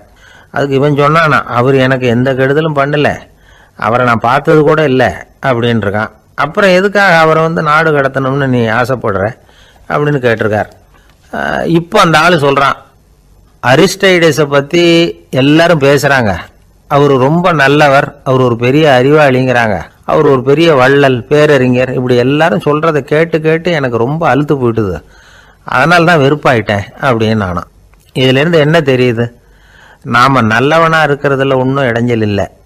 ஆனால் நம்மளை நல்லவன் நல்லவன் எல்லாரும் சொல்ல ஆரம்பிச்சிட்டாங்கன்னு வச்சுக்கோங்க, அப்போ இடைஞ்சல் ஆரம்பம்னு அர்த்தம். எதுவுமே அளவுக்கு மிஞ்சி போகாமல் பார்த்துக்க வேண்டியது ரொம்ப அவசியம். அளவுக்கு அதிகமாக ஆசைப்படாதவங்களில் ஆப்ரஹாம் லிங்கனும் ஒருத்தரான். அவர் ஒரு தடவை தன்னுடைய நண்பர்கள்கிட்ட பேசிக்கிட்டு இருந்தாராம். ஒருத்தர் கேட்டிருக்கார், ஒரு மனுஷனுக்கு கால்கள் எவ்வளோ உயரம் இருக்கணும் அப்படின்னு கேட்டாராம். இதுக்கு ஆப்ரஹாம் லிங்கன் சொன்னாராம், அது என்ன, இடுப்புலேருந்து தரையை தொடுற அளவுக்கு உயரம் இருந்தால் போதும் அப்படின்னாராம். எனக்கு ஒரு உதவி செய்யணும் அப்படின்னு நம்மளை பார்த்து ஒருத்தர் கேட்குறாருன்னு வச்சுங்களேன், உடனே நாம் அவரை பார்த்து என்ன உதவின்னு கேட்போம். இதுதான் சராசரி மனிதர்களின் இயல்பு. ஆனால் ஒருத்தர் எனக்கு ஒரு உதவி செய்யணும் அப்படின்னு கேட்ட உடனே என்ன உதவின்னு கூட கேட்காம சரி செய்கிறேன் அப்படின்னு ஒத்துக்கிறது இருக்கு பாருங்கள், அது கொஞ்சம் அபூர்வம். அந்த காலத்தில் ஒருத்தர் இருந்தார். அவர் எப்படி தெரியுமா, உதவி கேட்குறவங்க நல்லவங்களா கெட்டவங்களா அப்படின்னு கூட பார்க்கல, தனக்கு நன்மையா தீமையா அப்படின்னு கூட பார்க்கல, உதவி செய்கிறேன்னு புறப்பட்டு விட்டார். அவர் யார் தெரியுமா, அவர் தான் நல சக்கரவர்த்தி. அவர் மாதிரி நாம் உதவி கேட்குறவங்களுக்கு உடனே உதவி செய்கிறதுக்கு தயாராக இருக்கணும் அப்படின்னு சொன்னார் ஒரு ஆன்மீக பேச்சாளர். நல சரித்திரத்தை அவர் சொல்லிக்கிட்டு இருந்தார். இந்திரன், அக்னி, வருணன், யமன், இவங்க 4 பேரும் நலனை பார்த்து, எங்களுக்கு நீ உதவி செய்யணும், எங்களுக்காக நீ தூது போகணும் அப்படின்னு கேட்குறாங்க. யாருக்கிட்ட தூது போகணும், என்ன காரியத்துக்காக போகணும் அப்படின்னு கேட்கணும்ல. நலன் அப்படி கேட்கவே இல்லை, உடனே சரின்னு ஒத்துக்கிறான். அதுக்கப்புறம் அவங்க விவரம் சொல்கிறாங்க, என்ன உதவி, யாருக்கிட்ட தூது போகணும் அப்படிங்கிற விவரத்தை சொல்கிறாங்க. நலனுக்கும் அப்புறம்தான் புரியுது, எந்த தமயந்தியை இவன் காதலிச்சானோ, எந்த தமயந்தின் சுயம்பரத்துக்காக இவன் போய்கிட்டு இருக்கிறானோ அந்த தமயந்தியை பார்த்து தங்களுக்காக அவகிட்ட வாதாடணும், பேசணும், தங்களில் ஒருத்தரை கல்யாணம் பண்ணிக்கும்படியாக கேட்கணும் அப்படின்னு அவங்க 4 பேரும் நலன்கிட்ட கேட்குறாங்க. இதை கேட்டதும் நலன் கொஞ்சம் கூட முகம் சுளிக்கலை, பதட்டப்படலை. நேராக தமயந்தி கிட்ட போகிறான். இந்திரன், அக்னி, வருணன், யமன் இவங்களோட சிறப்புகளை எடுத்து சொல்கிறான். இவங்களில் ஒருத்தரை கல்யாணம் பண்ணிக்கலாம் அப்படின்னு சொல்லி கேட்டுக்கிறான். ஆனால் இதுக்கு தமயந்தி சம்மதிக்கலை. சுயம்வரம் நடக்குது, அவள் நலனை தேர்ந்தெடுக்கிறாள். அந்த 4 பேரும் நலனுக்கு நிறைய வரங்கள்லாம் கொடுக்குறாங்க. அதுக்கப்புறம் இப்படி போகுது கதை. இதில் நாம் கவனிக்க வேண்டியது என்னென்னா, உதவின்னு கேட்ட உடனே என்ன உதவின்னு கேட்காம சரி செய்கிறேன்னு சொன்னான் பாருங்க, அதை கொஞ்சம் சிந்திக்கணும். செய்கிறேன்னு ஒத்துக்கிட்டதுக்கு அப்புறம் அது என்ன உதவின்னு தெரிஞ்சும் முகம் சுளிக்காமல் அதை செஞ்சான் பாருங்க, அதையும் கொஞ்சம் சிந்திக்கணும். நம்மளும் ஒருத்தன் ஒரு நண்பனை தேடி போனான், எனக்கு ஒரு உதவின்னா சரி சொல்லுன்னா, இப்போ உங்ககிட்ட 2 கார் இருந்தால் என்ன பண்ணுவேன்னா, உடனே அதில் ஒன்று உங்ககிட்ட கொடுத்துருவேன்னா அவன். உங்ககிட்ட 2 பங்களா இருந்தால் என்ன பண்ணுவேன்னா, அதில் ஒன்று உங்ககிட்ட கொடுத்துருவேன்னா. உங்ககிட்ட 2 பேனா இருந்தால் என்ன பண்ணுவேன்னா, அதில் ஒரு பேனாவை உங்ககிட்ட கொடுக்க மாட்டேன்னா அவன். ஏன்டா அப்படி சொல்கிறேன்னா, ஏன்னா இப்போ நிஜமாவே என்கிட்ட 2 பேனா இருக்குது, அதனால் அப்படி சொல்கிறேன் அப்படின்னு நானான் அவன். ஒருத்தன் தன்னுடைய நண்பனை வழியில் பார்த்தான். என்னப்பா லெட்டர் போட்டுனே கிடச்சிதா அப்படின்னா. ஓ கிடச்சிதேன்னா அவன். இவன் உடனே ஏன்டா போய் சொல்கிற, நான் உனக்கு லெட்டரே போடலை, சும்மா தான் கேட்டேன், உடனே கிடச்சிட்டுதுங்கிறிய அப்படின்னா. லெட்டர் போட்டேன்னு நீ போய் சொல்கிறப்போ அது கிடைச்சதுன்னு நான் போய் சொல்லக்கூடாதா அப்படின்னு நானா அவன். இப்படிப்பட்டவங்க சில பேர் இருந்தால் கூட இன்னைக்கு கடிதம் மூலமாக தொடர்பு கொள்ளாதவங்க இருக்கவே முடியாது. அந்த அளவுக்கு அது அவசியமான ஒன்றாயிட்டுது. இந்த அஞ்சல் அட்டைகள் எப்படி ஆரம்பமாச்சு தெரியுமா? ஆஸ்திரியா நாட்டில் ஒரு பேராசிரியர் இருந்தார். அவர் பேர் இம்மானுவேல் ஹெர்மன். அவர் ஒரு நாள் ஒரு பத்திரிகையில் கட்டுரை எழுதினாராம். இது நடந்தது 1869. அவர் எழுதின கட்டுரையில் மக்கள் அதிகம் செலவு இல்லாமல் ஒருத்தருக்கு ஒருத்தர் தகவல் பரிமாறிக்கிறது எப்படி அப்படிங்கிறத பற்றி எழுதியிருந்தார். அதுக்கு சில யோசனைகளை அவரே எழுதியிருந்தாராம். எப்படின்னா, அந்த கட்டுரையை எல்லாரும் படித்து பார்த்துருக்குறாங்க, அவர் சொன்ன யோசனைகள் என்னன்னு. அது அரசாங்கத்தின் கவனத்துக்கும் அது போச்சான். ஆகா, இது அவர் சொல்கிற யோசனை நல்லா இருக்கும் போல் இருக்கு அப்படின்னு அவங்களே நினச்சிருக்கிறாங்க. அவ்வளவுதான். உடனே அந்த யோசனையை நடைமுறைக்கு கொண்டுகிட்டு வந்தாங்களாம். பேராசிரியர் இம்மானுவேல் ஹெர்மனின் யோசனைப்படி அச்சடித்த அரசு முத்திரையோட அரசாங்கம் அஞ்சல் அட்டைகளை வெளியிட ஆரம்பிச்சுதான். 1869 அக்டோபர் 7ஆம் தேதி இது நடந்திருக்கு. உலகின் முதல் அஞ்சல் அட்டை வெளிவந்த நாள் அது. அப்போதான் அதுக்கு பேர் என்ன தெரியுமா? அதாவது கரஸ்பாண்டிங் கார்டு அப்படின்னு பேரான் அது. அதுக்கப்புறம் என்ன ஆச்சுன்னா, உடனடியாக அமெரிக்காவிலேயே இது மாதிரியான கார்டுகளை வெளியிட ஆரம்பிச்சிட்டாங்க. அங்கே இதுக்கு என்ன பேர் தெரியுமா? Postal card. அதுக்கப்புறம் 1870 இங்கிலாந்துலேயும் இதை வெளியிட்டாங்களாம். அதை வெளியிட்ட முதல் நாள் அன்னைக்கு என்ன நடந்தது தெரியுமா? மக்கள்லாம் ஏதோ நியாய விலை கடையில் நிற்கிறது மாதிரி பெரிய பெரிய கியூ வரிசையில் நின்று இதை வாங்கினாங்களாம். நம்ம நாட்டில் முதல் அஞ்சலகம் 1927 கல்கத்தாவில் ஆரம்பமாயிருக்கு. இன்னைக்கும் அஞ்சலகம் இல்லாத இடமே இல்லை. அந்த அளவுக்கு அஞ்சல் போக்குவரத்து அதிகமாக இருக்குது. அன்னைக்கு உள்நாட்டில் ஒருத்தருக்கு ஒருத்தர் தகவல் பரிமாற்றம் செய்து கொள்ள மலிவான ஒரு அஞ்சல் அட்டையை அரசாங்கம் வெளியிடலாம் அப்படின்னு பேராசிரியர் எழுதின கட்டுரை இன்னைக்கு எந்த அளவுக்கு ஆகியிருக்கு பார்த்தீங்களா?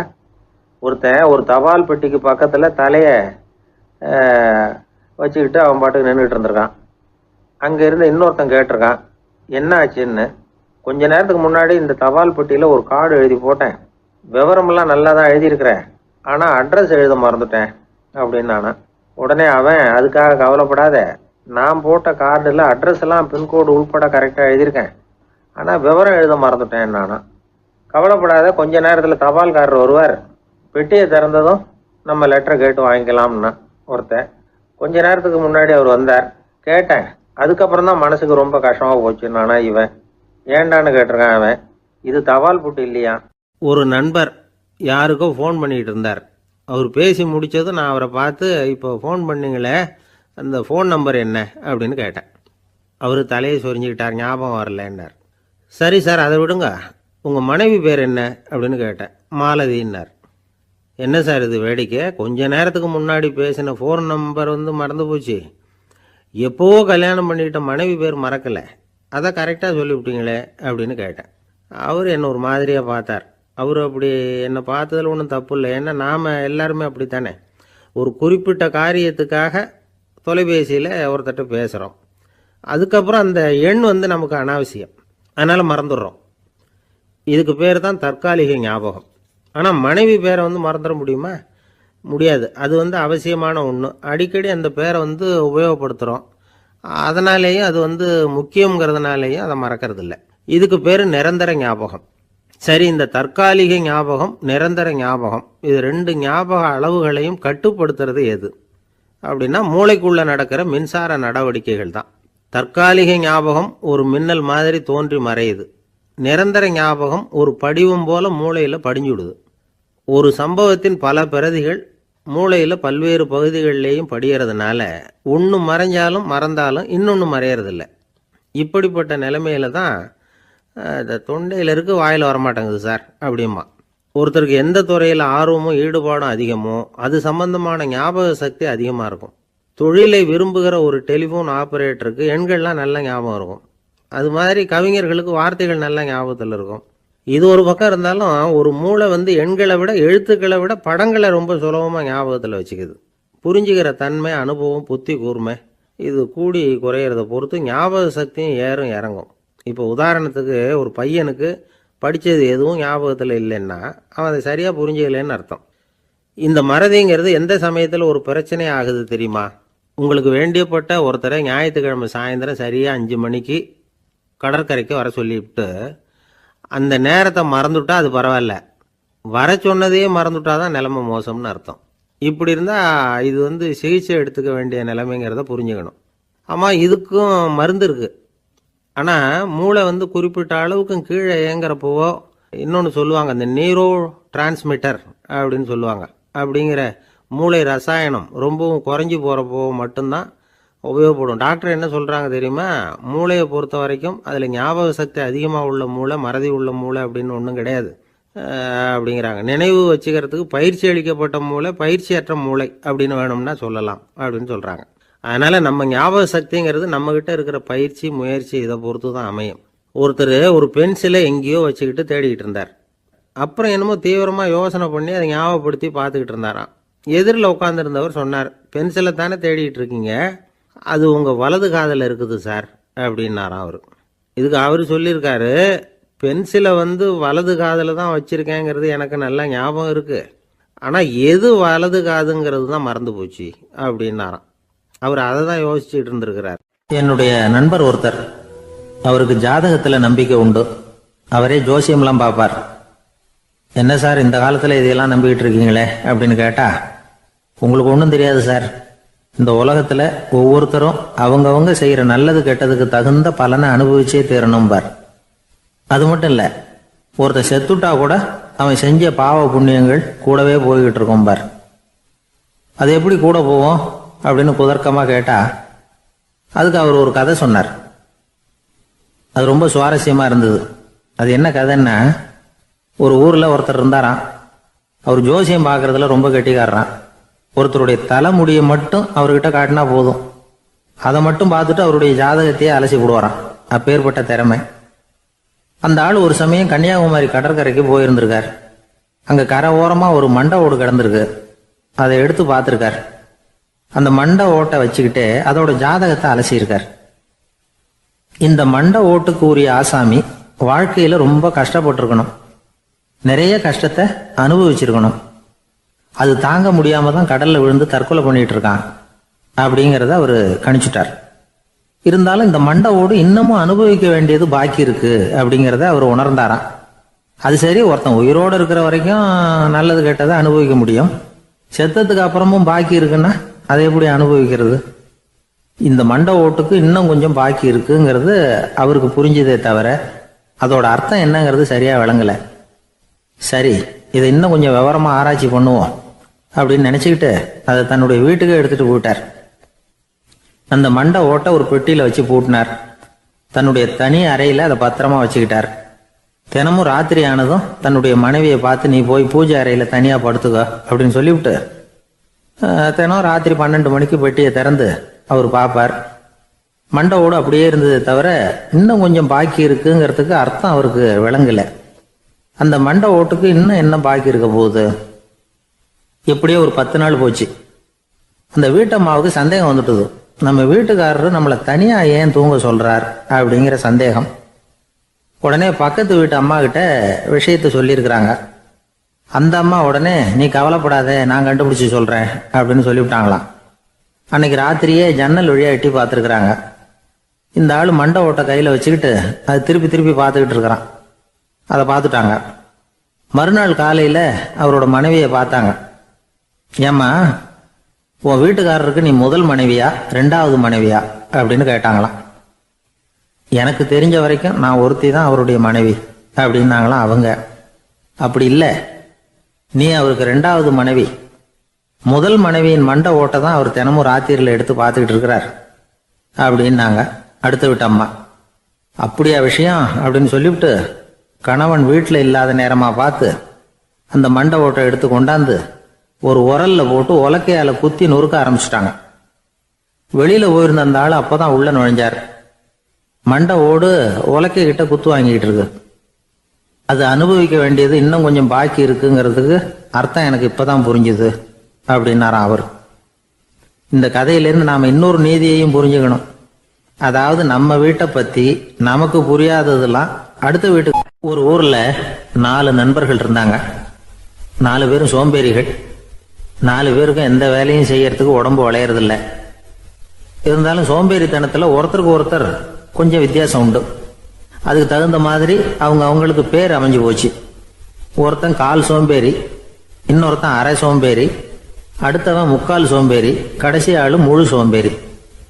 இவங்க 4 பேரும் நண்பர்கள். அப்புறம் எப்படி காரியம் நடக்கும்? 4 பேரும் ஒரு வீதியில் அப்படியே நடந்து போய்கிட்டு இருக்கிறாங்க. நல்ல பசி. எங்கேயாவது சோறு போடுவாங்களா அப்படின்னு பார்த்துக்கிட்டே வந்தாங்க. அவங்க வந்த வழியில் ஒரு ரூபா காசு கிடந்தது தரையில். அவங்க கண்ணில் அது பட்டுது. ஆனாலும் அதை குனிஞ்சு எடுக்கணுமே, அதுக்கு சோம்பேறித்தனம். முழு சோம்பேறி பார்த்தான்.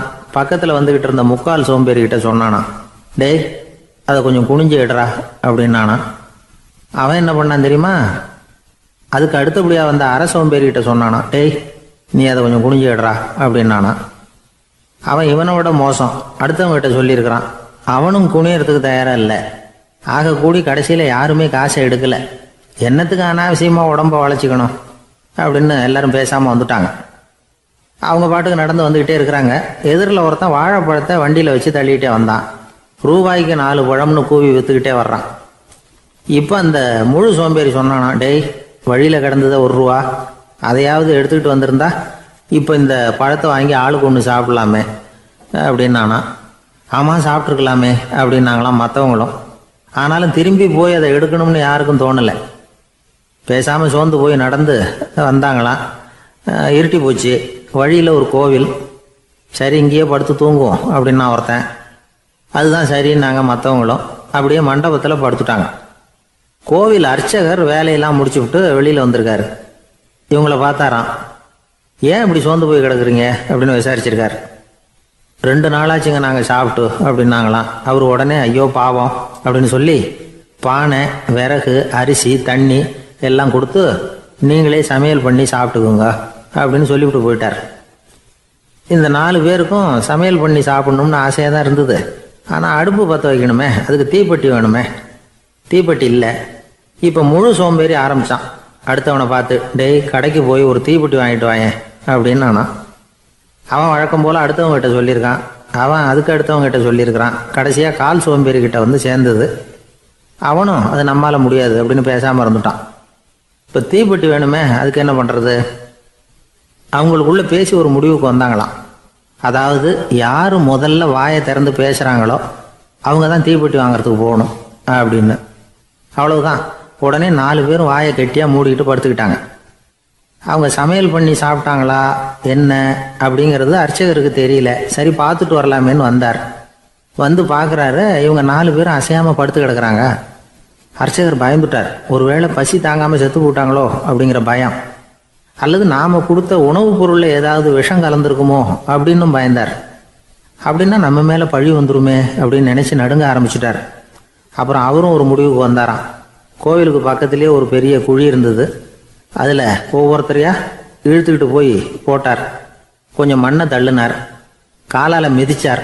அவர் மிதித்த மிதி ஒருத்தன் அடி வயத்தில் போட்டுவிட்டுது. அவன் உடனே வலி தாங்காமல் ஐயோ அம்மான்னு அலறினான். உடனே நடந்தது என்ன தெரியுமா? மற்ற 3 பேரும் துள்ளி எழுந்திரிச்சாங்களாம். அவனை பார்த்து நீ தாண்டா தீப்பெட்டி வாங்க போகணும், நீ தாண்டா வாங்க போகணும், நீ தான் சத்தம் போட்ட அப்படின்னு சொல்லி ஆரம்பிச்சிட்டாங்களாம். அர்ச்சகர் பார்த்தார். இது பேய் மாதிரி தெரியுதுன்னு நினச்சிக்கிட்டு ஒரே ஓட்டமாக ஓடி போட்டாராம். கிராமப்புறங்களில் இப்படி ஒரு கதையை சொல்கிறது உண்டு. சோம்பல்ங்கிறது நம்ம முன்னேற்றத்துக்கு பெரிய தடை அப்படிங்கிறத நாம் புரிஞ்சுக்கணும். அதுதான் இந்த கதை சொல்கிற நீதி. ஒரு பள்ளிக்கூடத்தில் ஒரு புதுமையான போட்டி நடந்துதான். அதாவது சோம்பேறித்தனத்துக்கு பரிசு. அதில் 2வது பரிசு யாருக்குன்னு அறிவிச்சாங்க. ஒரு பையன் எழுந்திரிச்சு மெதுவாக நடந்து போய் பரிசை வாங்கிட்டான். அடுத்தது முதல் பரிசு யாருக்கு அப்படின்னு அறிவிச்சாங்களாம். அவன் கடைசி வரிசையிலேருந்து கத்தினானான், ஐயா அதையும் அந்த பையன் மூலமாகவே கொடுத்து அனுப்பி வச்சுருங்க, இங்கே வந்தது நான் வாங்கிக்கிறேன் அப்படின்னு நானான். ஒரு ஏரி ஓரமாக 2 பசங்க நடந்து போய்கிட்டு இருக்கிறாங்க. அதில் ஒருத்தன் பணக்கார வீட்டு பையன், இன்னொருத்தன் ஏழை. இவங்க 2 பேரும் போயிட்டு இருக்கிறாங்க. வழியில் ஒரு இடத்துல ஒரு ஜோடி செருப்பு இவங்க கண்ணில் படுது. ஒரு விவசாயி அந்த செருப்பை அங்கே விட்டுட்டு பக்கத்தில் இருந்த ஏரியில் கை காலை கழுவிட்டு இருக்கிறார். உடனே அந்த பணக்கார பையனுக்கு ஒரு ஐடியா. அவன் சொன்னானா, டேய், இப்போ ஒரு வேடிக்கை செய்யலாம். அந்த செருப்பு 2ஐயும் தூக்கி எட்டத்தில் வீசி எரிஞ்சிருவோம்.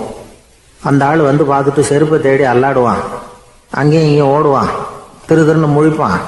அதை பார்த்து நாம் ரசிக்கலாம், நல்ல தமாஷா இருக்கும் அப்படின்னு இருக்கான்.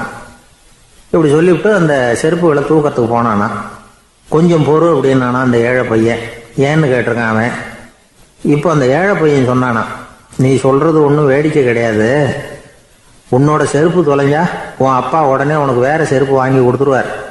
ஆனால் அந்த ஆளுக்கு இந்த செருப்பு தொலைஞ்சதுன்னா வேற புதுசாக வாங்கறதுக்கு வாயையும் வயத்தையும் கட்டி பணத்தை சேர்க்க வேண்டியிருக்கும்.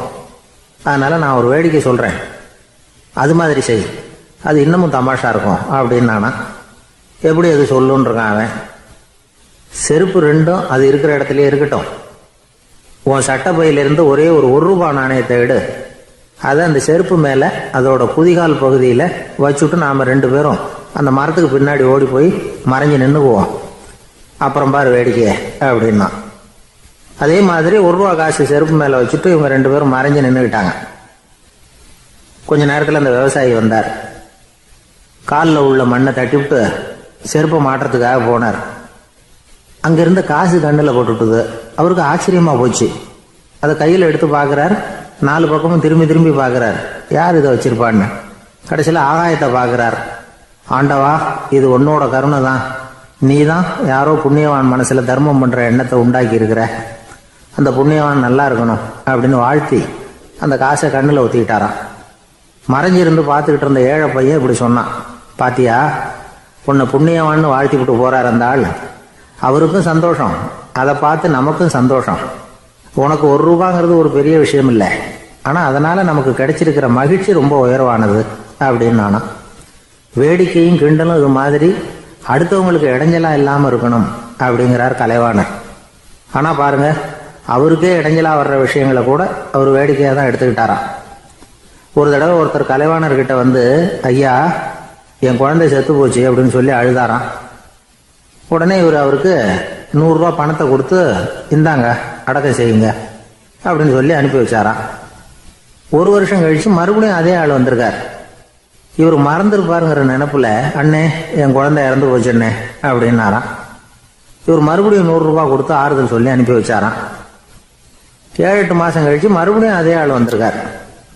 அவர் வாயை திறக்கிறதுக்கு முன்னாடியே இவர் 100 ரூபாய் அவர் கையில வச்சு, போன 2 தடவை தான் குழந்தை செத்து போச்சு, இந்த தடவையாவது அதை சாகாம காப்பாத்தி விடு அப்படின்னு சொல்லி அனுப்பி வச்சாரா. அதுக்கப்புறம் அந்த ஆள் வர்றதே இல்லையா. வெளிநாட்டுக்கு போகணும்னு ஆசை, ஆனா அவனுக்கு எந்த மொழியும் தெரியாது. இருந்தாலும் சமாளிச்சுக்கலாம்னு முடிவு பண்ணிட்டு கிளம்பிட்டான். ஏதோ ஒரு தேசத்துக்கு போய் சேர்ந்தான். அங்க அவனுக்கு யாரையும் தெரியாது. அவங்க என்ன மொழியில பேசிக்கிறாங்க அப்படிங்கிறது கூட புரியல. என்ன பண்றதுன்னு யோசனை பண்ணிட்டு ஒரு இடத்துல நின்றுகிட்டு இருக்கிறான். எதிர ஒரு பெரிய கட்டிடம், நிறைய பேர் உள்ள போயிட்டு இருக்கிறாங்க. இவனும் அவங்க பின்னாடியே உள்ள போனான். ஒரு பெரிய அறை, அலங்காரம்லாம் பண்ணி வச்சிருக்கிறாங்க. நிறைய பேர் சாப்பிட்றதுக்காக உட்காந்துருக்குறாங்க. இவனுக்கு நல்ல பசி, அதனால இவனும் உட்காந்தான். சாப்பாடு போட்டாங்க, சாப்பிட்டான். அன்பான உபசரிப்பு. இவன் மனசு உள்ள நினைச்சுக்கிட்டான், இது ஏதோ அரசருடைய அரண்மனை மாதிரி தெரியுது, இன்னைக்கு ஏதோ விருந்து நடக்குது, நல்ல வேளை நம்ம பசியும் தீர்ந்தது அப்படின்னு நினைச்சுக்கிட்டே நிமிர்ந்து பார்க்கறான்.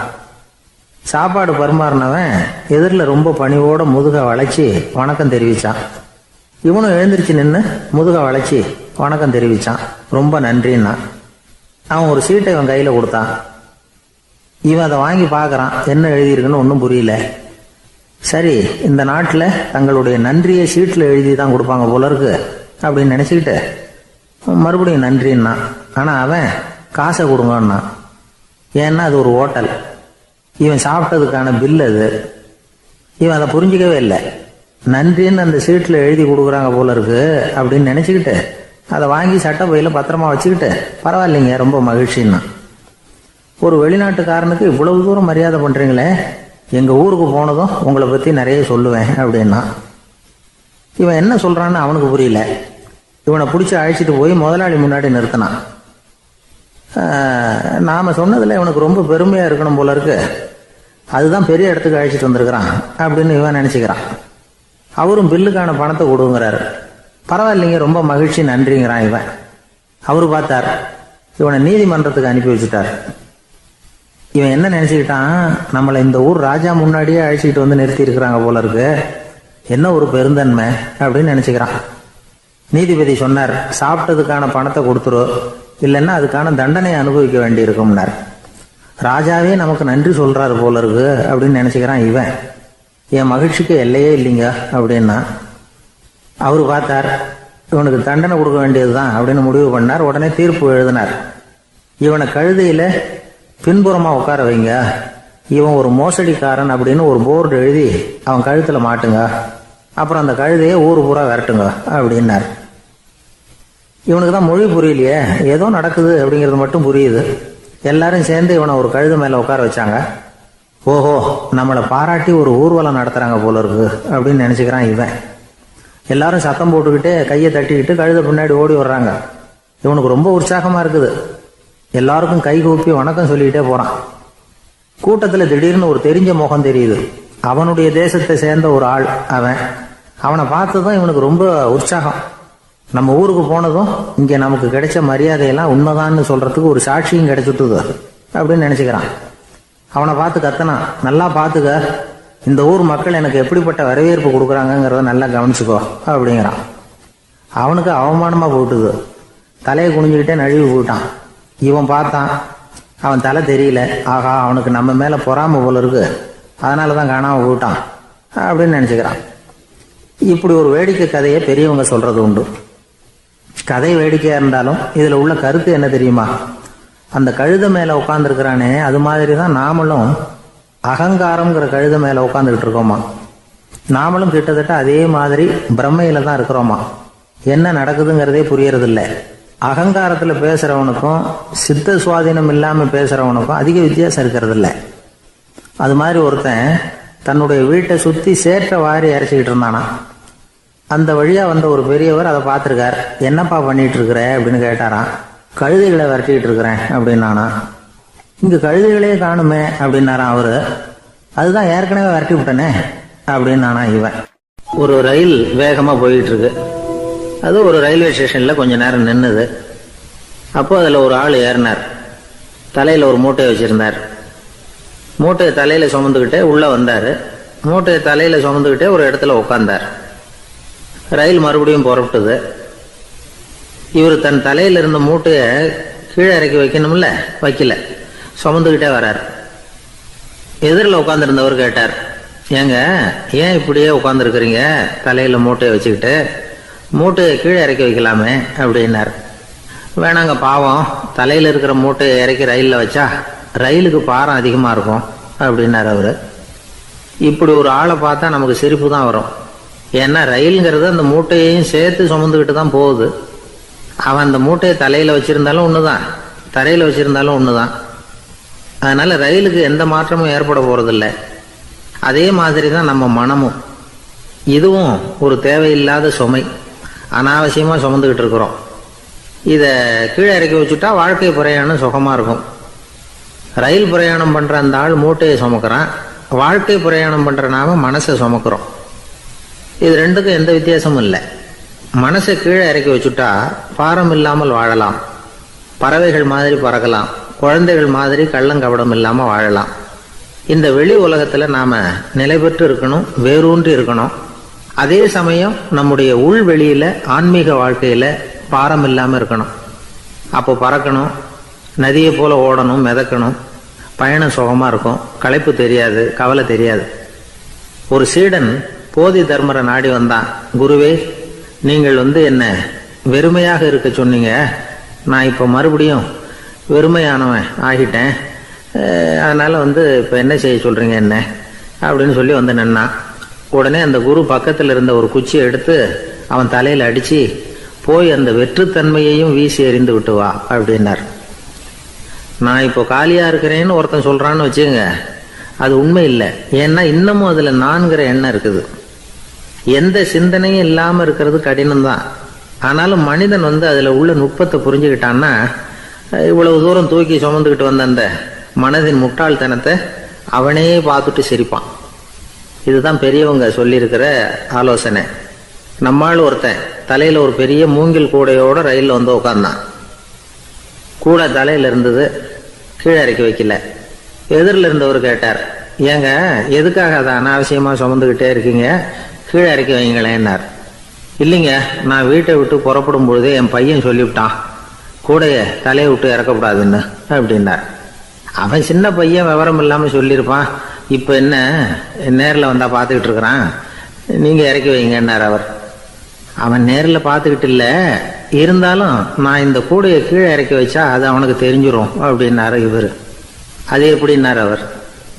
அவன் தனக்கு டிக்கெட் வாங்க வேணாம்னு சொல்லி இப்போ இந்த கூடைக்குள்ளே தான் உட்காந்துருக்கிறான் அப்படின்னார் இவர்.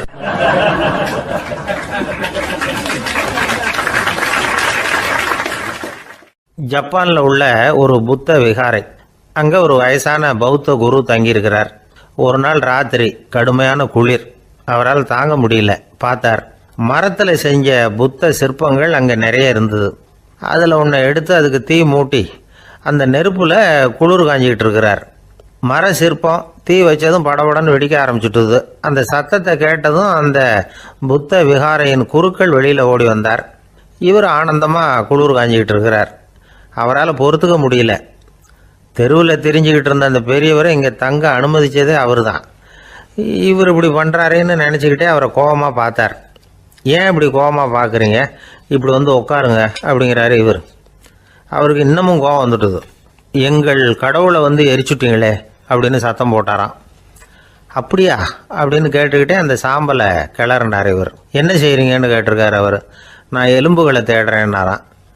நீங்கள் ஒரு பைத்தியம், இது ஒரு மர சிற்பம், இதில் எலும்புகள் கிடையாது அப்படின்னாராம். அவருக்கு கோபம் வந்துட்டுது. உடனே வெளியில் போங்கன்னு கத்தியிருக்கார். வெளியில் தள்ளி கதவையும் சாத்தி விட்டாராம். மறுநாள் காலையில் கதவை திறந்து பார்த்தா அந்த வயசான பெரியவர் ஒரு மைல்கல் மேலே சில காட்டு பூக்களை வச்சு புத்தம் சரணம் கச்சாமின்னு சொல்லிக்கிட்டே இருக்கிறார். இவருக்கு சந்தேகமாக போட்டுது. கிட்ட போனார். என்ன செஞ்சுக்கிட்டு இருக்கீங்கன்னு கேட்டார். இது என்னுடைய காலை நேர பிரார்த்தனைனாராம். நிஜமாகவே நீங்கள் ஒரு பைத்தியமாக தான் இருக்கணும், ஏன்னா அது ஒரு மைல்கல் அப்படின்னாராம். இப்போ அந்த பெரியவர் சொன்னாராம், நீங்கள் ஒரு மரத்தை புத்தராக நினைக்கும் பொழுது நான் ஏன் ஒரு மைல்கல்ல புத்தராக நினைக்கக்கூடாது? நான் வந்து புத்தரை எரிக்கலாம், ஏன்னா அவரை நான் நேசிக்கிறேன். அந்த சிற்பம் வந்து மரத்தால் ஆனதுங்கிறது எனக்கு தெரியும். நான் ஒரு மைல்கல்ல தொழலாம், ஏன்னா அது எனது பூக்களை தாங்குது. நான் இந்த மைல்கல்லுக்குள்ளே மறைஞ்சிருக்கிற புத்தரை பார்க்குறேன். யாராவது ஒரு சிற்பி இதை சிலையாக்கினாதான் நீங்கள் புத்தரை பார்க்க முடியும். அன்னைக்கு ரொம்ப குளிராக இருந்தது. நான் எனக்குள்ளே இருக்கிற புத்தரையும் பாதுகாக்கணும். உள்ளே இருக்கிற புத்தரை காப்பாற்றுறதுக்காக வெளியில் உள்ள புத்தரை எரிக்கலாம், அதில் ஒன்றும் தப்பு இல்லை. அது அவருடைய போதனையிலேயே இருக்குது. உனக்குள் ஜோதியாக இரு அப்படிங்கிறது அவருடைய போதனை. என்னுடைய புத்தர் வந்து குளிரில் நடுங்கிட்டு இருந்தார். அந்த மர சிற்பங்கள் வெயில் மழையில் உணர்ச்சி இல்லாமல் இருந்தது, அதனால் அப்படி பண்ணினேன். ஆனால் நீங்கள் என்ன பண்ணீங்க? நான் ஒரு மர புத்தரை எரிச்சதுக்காக உயிருள்ள புத்தரை வெளியில் தள்ளி கதவை சாத்தினீங்க அப்படின்னாராம் அந்த பெரியவர். உண்மையான பக்திங்கிறது இதுதான். அதாவது உனக்குள் ஜோதியாக இரு அப்படின்னு புத்தர் சொன்னார் இல்லையா, அது மாதிரி தனக்குள் ஜோதியாக இருக்கிற இந்த காலத்து ஆசாமிகள் நிறைய பேர் உண்டு. எப்பவும் போதையிலேயே இருக்கிறவங்க. ஒரு நாள் நடு ராத்திரி ஒரு மது கடையில் ஒரு ஆள் அங்குள்ள சிப்பந்திகள் கிட்ட கேட்டுக்கிட்டு இருக்கிறான். மறுபடியும் இந்த கடை எப்போ திறப்பாங்கன்னு கேட்டானா. நாளைக்கு காலையில் 8 மணிக்கு திறப்பாங்க அப்படின்னு நானும் அங்கே இருந்த ஆள். அவன் திருப்பி திருப்பி அதையே கேட்டுக்கிட்டு இருக்கான். இவனுக்கு பதில் சொல்லி சொல்லி அழுத்து போச்சு. அதான் சொல்கிறேன் ஐயா, நாளைக்கு காலையில் வா அப்படின்னாங்களாம். அதுக்கு இவன், நான் வர்றதுக்காக கேட்கலையா, நேத்திக்கு வந்தவன் உள்ளேயே மாட்டிக்கிட்டேன், வெளியில் போகிறதுக்காக கேட்டேன் அப்படின்னு நானும். ஒரு ஊரில் ஒரு ஆள் இருந்தான். நிறைய பணம் சேர்த்தான். அவனுக்கு சம்பாதிக்க தெரியுமே தவிர செலவு பண்ண தெரியாது. மகா கஞ்சன். காசை கையில் எடுக்கவும் மாட்டான். எடுத்தா செலவு செய்ய வேண்டியிருக்குமே, அதனால் இப்படியே அவன் காலத்தை ஓட்டி விட்டான். வயசாயிட்டுது. அவனுடைய மனைவி ஒரு நாள் கேட்டாங்க, இவ்வளவு நாளா நீங்கள் என்னை எங்கேயுமே அழைச்சிட்டு போனதில்லை, இப்போவாவது அழைச்சிட்டு போகக்கூடாதா அப்படின்னாங்க. எங்கே போகணும் சொல்லுன்னா. காசிக்கு போகணும், கங்கையில் குளிக்கணும்னாங்க. இவன் பார்த்தான், இதுக்கு ஏன் அவ்வளோ தூரம் செலவு பண்ணிட்டு போகணும்? நம்ம ஊர் ஆற்றுலேயே குளிக்கலாமே, இதுவும் புண்ணிய நதி தான், இங்கே குளிச்சா அங்கே குளிச்ச பலன் கிடைச்சிரும் அப்படின்னா. சரின்னு 2 பேரும் ஆத்தங்கரைக்கு போனாங்க. அன்னைக்கு ஏதோ விசேஷம், நிறைய கூட்டம், நிறைய பேர் குளிச்சுக்கிட்டு இருக்கிறாங்க. கரையில் சில புரோகிதர்கள் நின்றுக்கிட்டு இருக்கிறாங்க. குளிக்கிறதுக்கு முந்தி அவங்க கிட்ட உட்காந்தா ஏதோ மந்திரம்லாம் சொல்லுவாங்க, கொஞ்சம் காசு கொடுக்க வேண்டியிருக்கும். அதனால இவன் என்ன பண்ணான், ஆத்தங்கரையிலேயே கொஞ்சம் தூரம் போனான். ஊரை விட்டு தள்ளி வந்துட்டான், அங்கே யாருமே இல்லை. அப்பாடான்னு சந்தோஷப்பட்டான், குளிக்கலாம்னு புறப்பட்டான். இந்த நேரம் கடவுள் பார்த்தார், இந்த கஞ்சனுக்கு ஏதாவது புத்தி போகட்டணும் அப்படின்னு நினைச்சார். உடனே ஒரு புரோகிதர் மாதிரி உருவத்தை மாத்திக்கிட்டு அந்த ஆள் முன்னாடி வந்து நின்னார். அவனுக்கு அதிர்ச்சி, இங்க யாருமே இருக்க மாட்டாங்கன்னு நினைச்சா இங்கேயுமே ஒரு ஆள் வந்துட்டாரு, என்ன பண்றதுன்னு யோசனை பண்ணான். புரோகிதர் உருவத்தில் இருந்த கடவுள் சொன்னார், இதை பாருங்க, இன்னைக்கு விசேஷ நாள், நீராடுறதுக்கு முன்னாடி சுயகல்பம் பண்ணிக்கிறது ரொம்ப நல்லது அப்படின்னார். என்கிட்ட பணம் எதுவும் இல்லையேன்னா. பரவாயில்ல, அப்புறமா கொடுங்க, வாங்கிக்கிறேன். ஆனா ஒண்ணு, எவ்வளவு கொடுப்பீங்கிறத மட்டும் இப்பவே சொல்லி கொடுங்க அப்படின்னார். இவன் ரொம்ப யோசனை பண்ணான். ஒரு 10 பைசா தரேன் அப்படின்னா. சரின்னு ஒத்துக்கிட்டு எல்லா கிரியைகளையும் அவர் செஞ்சார். அதுக்கப்புறம் கணவனும் மனைவியும் ஆத்துல குளிச்சாங்க. அவர் போயிட்டார். கொஞ்ச நாள் கழிச்சு அவன் வீட்டுக்கு வந்தார், கடனை வசூல் பண்றதுக்கு. வாசல்ல நின்றுகிட்டு இருந்த அவன் மனைவி இவரை பார்த்ததும் தயங்க ஆரம்பிச்சாங்க. அந்த அம்மா கிட்ட விஷயத்த சொன்னார். அந்த அம்மா ஓடி போய் உள்ள இருக்கிற தன்னுடைய கணவர்கிட்ட சொன்னாங்க. அவன் யோசனை பண்ணான், இப்போ வெளியில போனா அவனுக்கு 10 காசு கொடுக்க வேண்டியிருக்கும், அதனால எனக்கு காய்ச்சல்னு அந்த ஆளுகிட்ட சொல்லிவிடு, இன்னொரு சந்தர்ப்பத்தில் என்னை வந்து பார்க்க சொல்லு அப்படின்னா. அந்த அம்மா போய் சொன்னாங்க. அப்படிங்களா, அப்படின்னா அவரை நான் உடனே போய் பார்க்கணுமே அப்படின்னு உள்ள நுழைய ஆரம்பிச்சார். அவங்க மறுபடியும் இருங்க தான் வரேன்னு சொல்லிவிட்டு உள்ள ஓடி விஷயத்த சொன்னாங்க. இது எதுடா வம்பா போச்சு அப்படின்னு பார்த்தான். மனைவியை கிட்டத்துல கூப்பிட்டான். இதோ பாரு, ஜன்னி கண்டு நான் இறந்து போயிட்டதா சொல்லிவிடு அப்படின்னா சொன்னாங்க. புரோகிதர் பார்த்தார். அப்படின்னா ஒரு வழியா இருந்து அவருடைய இறுதி சடங்குகளையும் நானே முடிச்சுட்டு போயிடுறேன் அப்படின்னார். உள்ள இருந்தவன் யோசனை பண்ணான், அந்த ஆள் என்ன விட மாட்டான் போல இருக்கு, அதனால ஒரு சவப்பெட்டியில என்னை வச்சு தூக்கிக்கிட்டு மயானத்துக்கு போங்க, பார்த்துக்கலாம் அப்படின்னா. புரோகிதரும் விடுற மாதிரி இல்லை, கூடவே நடந்து போயிட்டு இருக்கிறார். அங்க இறக்கி சடங்குகளை முடிச்சுட்டு தீ வைக்கிற நேரம் பொட்டிக்குள்ள இருந்த நம்ம ஆளு அலறி அடிச்சுட்டு வெளியில ஓடி வந்தான். புரோகிதர் உருவத்தில் இருந்த கடவுள் சிரிச்சார், தன்னுடைய சுய உருவத்தை காட்டினார். அதுக்கப்புறம் அவனை கூப்பிட்டு, இதை பாருப்பா, ஏன் இப்படி அல்லாடுற, ஏதாவது வரம் வேணும்னா கேள் தரேன் அப்படின்னார். அவன் யோசனை பண்ணான். பகவானே, ஒரே ஒரு வரம் தான் உங்ககிட்ட கேட்கணும்னா. என்ன வேணும் கேளுன்னார். அந்த 10 பைசா தட்சணையை தள்ளுபடி பண்ணா போதும் அப்படின்னா. கடவுளும் சரின்னு சொல்லிட்டு போயிட்டார். இப்படி ஒரு கதையை சுவாமி சிவானந்தர் சொல்லியிருக்கிறார். செல்வந்தர்கள் பல பேர் இப்படித்தான் இருக்கிறாங்க, தாங்களும் அனுபவிக்க மாட்டாங்க, அடுத்தவங்களுக்கும் கொடுக்க மாட்டாங்க. இது மாதிரியான கஞ்சர்களுக்கு இந்த உலகம் இல்லை, அந்த உலகம் இல்லைங்கிறார் அவர். இந்த கதையில கடவுள் கடன் வசூலுக்கு வந்தது மாதிரி நம்ம ஊர் ஆள் ஒருத்தன் இன்னொருத்தர்கிட்ட 10 பைசா கடன் கொடுத்துட்டான்.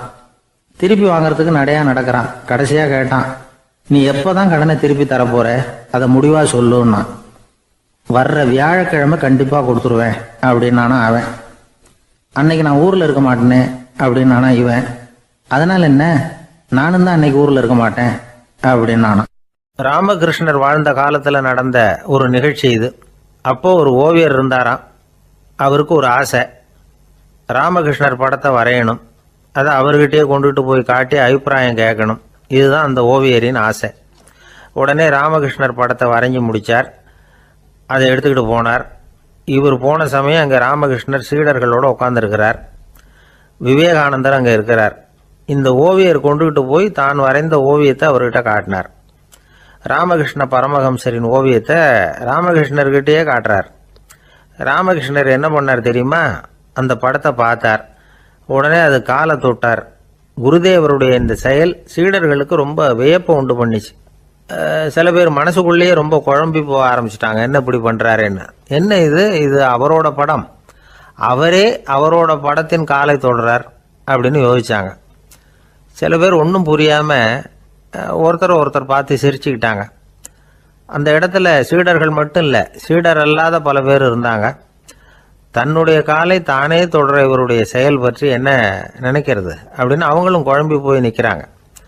அந்த படத்தை வரைஞ்சி அவர்கிட்ட காட்டின அந்த ஓவியருக்கும் அதிர்ச்சி. இருந்தாலும் அவர் சீடர் கிடையாது. அதனால் கொஞ்சம் துணிச்சலை வர வச்சுக்கிட்டு கேட்டார், என்னங்க இது, என்னால் என்னுடைய கண்களையே நம்ப முடியல.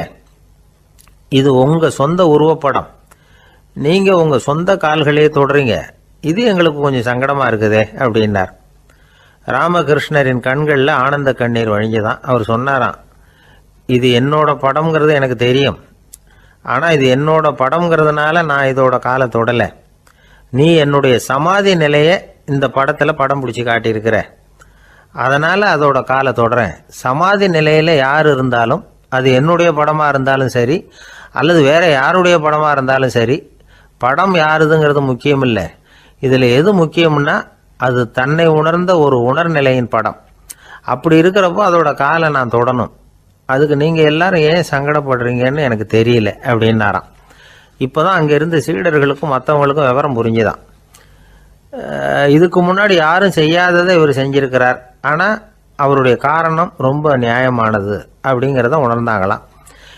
இதுவரைக்கும் ஆன்மீகத்தில் சமாதி நிலை, அதாவது தன்னை உணர்ந்த நிலை பற்றி புரிஞ்சுக்கிட்டோம். இல்லறத்தில் ஏற்படக்கூடிய சமாதி நிலை பற்றி உங்களுக்கு தெரியுமா? ஒரு அம்மா டாக்டர்கிட்ட வந்து சொன்னாங்களாம், டாக்டர், என் வீட்டுக்காரருக்கு உடம்புல ஏதோ கோளாறுன்னு நினைக்கிறேன், நான் எவ்வளவு நேரம் பேசினாலும் காதில் விழாத மாதிரி உட்கார்ந்துருக்கிறார் அப்படின்னு ஆகலாம். அதுக்கு அந்த டாக்டர் சொன்னாராம், அம்மா, அது உடம்பு கோளாறு இல்லை, அது ஒரு பெரிய திறமை அப்படின்னாராம். எனக்கு இது மட்டும்தான் சார் தெரியும், இதை தவிர வேற எதுவும் தெரியாது அப்படின்னு சொல்லிக்கிட்டே காலம் தள்ளுறவங்க ரொம்ப பேர். அவங்கெல்லாம் கஷ்டப்பட வேண்டியிருக்கும். ஒருத்தர் தன்னுடைய தொழிலில் ரொம்ப கெட்டிக்காரராக இருக்கலாம், அதுக்காக எப்பவும் அதே ஞாபகத்தில் இருந்துக்கிட்டு உலகியல் அறிவு இல்லாமல் இருந்துடக்கூடாது, அது ஆபத்து. இதுக்காக நம்ம தாத்தா பாட்டிலாம் ஒரு கதை சொல்லுவாங்களே, கேள்விப்பட்டிருக்கீங்களா? ஒரு சமயம் ஒரு 4 பேர் சேர்ந்து வெளியூருக்கு பிரயாணம் போனாங்களாம். அந்த 4 பேர் எப்படி தெரியுமா? ஒருத்தர் வந்து வேதாந்தி, இன்னொருத்தர் சங்கீத வித்வான், 3வது ஆள் வைத்தியர், 4வது ஆள் ஜோசியர். இவங்க 4 பேரும் நண்பர்கள். அதனால் சேர்ந்து புறப்பட்டாங்க. வழியில் ஒரு ஊரில் தங்கினாங்க. இருட்டி போச்சு. அதனால் இன்றைக்கி ராத்திரி இங்கேயே தங்கி இருந்துட்டு நாளைக்கு புறப்படலாம் அப்படின்னு தீர்மானம் பண்ணாங்க. சாப்பாட்டுக்கு என்ன பண்ணுறது? அங்கேயே கடத்தெருவுக்கு போய் சாமான்லாம் வாங்கியாந்து சமைச்சு சாப்பிட்லாம்னு முடிவு பண்ணாங்க. 4 பேர் இருக்கிறதுனால ஆளுக்கு ஒரு காரியமாக செய்யலாம் அப்படின்னு வேலையை பிரிச்சுக்கிட்டாங்க. வைத்தியர் வந்து கறிகாய் வாங்க போனார், வேதாந்தி வந்து எண்ணெய் வாங்க போனார், ஜோசியர் வந்து பலசரக்கு வாங்க போனார், சங்கீத வித்வானுக்கு சமைக்கிற வேலை. எல்லாம் சரி, ஆனால் நடந்தது என்ன தெரியுமா? கடைத்தெருவுக்கு காய்கறி வாங்க போனார்ல வைத்தியர், அங்கே போய் மார்க்கெட்டில் பார்த்தார், ஒவ்வொரு கறிகாயாக எடுத்து பார்த்தார். இது பித்தம், உடம்புக்கு ஒத்துக்காது, இது வாயு, உடம்பு ஒத்துக்காது அப்படின்னு ஒவ்வொன்றா தள்ளினார்.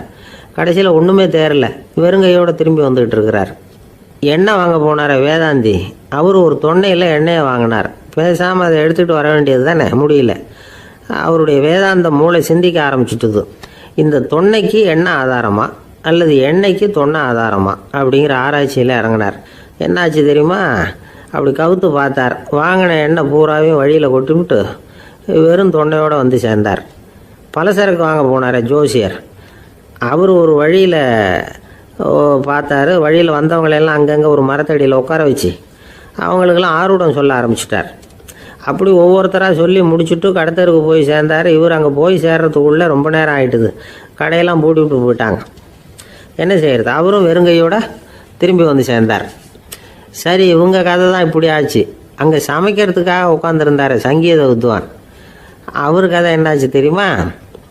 அங்கே அவர் அடுப்பை பற்ற வச்சு ஒலையை கொதிக்க வச்சார். அதாவது ஒரு பானையில் தண்ணியை ஊற்றி அடுப்பில் வச்சார். அது கொதிக்க ஆரம்பிச்சிது. தண்ணி கொதிக்கிற சத்தம் இருக்குதுல்ல, அது இவருக்கு தாளம் போடுறது மாதிரி இருந்தது. ஒரே குஷி, பாட ஆரம்பிச்சிட்டார். பாடிக்கிட்டே உற்சாகமாக கையில் இருந்த கரண்டியால் அந்த பானையில் தட்டினார், தாளம் போடுறதா நினச்சிக்கிட்டு. அவ்வளவுதான், பானை பட்டுன்னு உடஞ்சி போச்சு. தலையில் கையை வச்சுக்கிட்டு அவரும் உட்காந்துட்டார். எந்த தொழில் தெரிஞ்சாலும் சரி, அதை புத்திசாலித்தனமாக பயன்படுத்த தெரியலன்னா ஆபத்து தான். அதுக்காக தான் இந்த கதை. ஒரு பஸ்ஸு டிரைவர் ரொம்ப கெட்டிக்காரர், பஸ்ஸை ரொம்ப திறமையாக ஆபத்து இல்லாமல் ஓட்டினதுக்காக பரிசுலாம் வாங்கினவர்.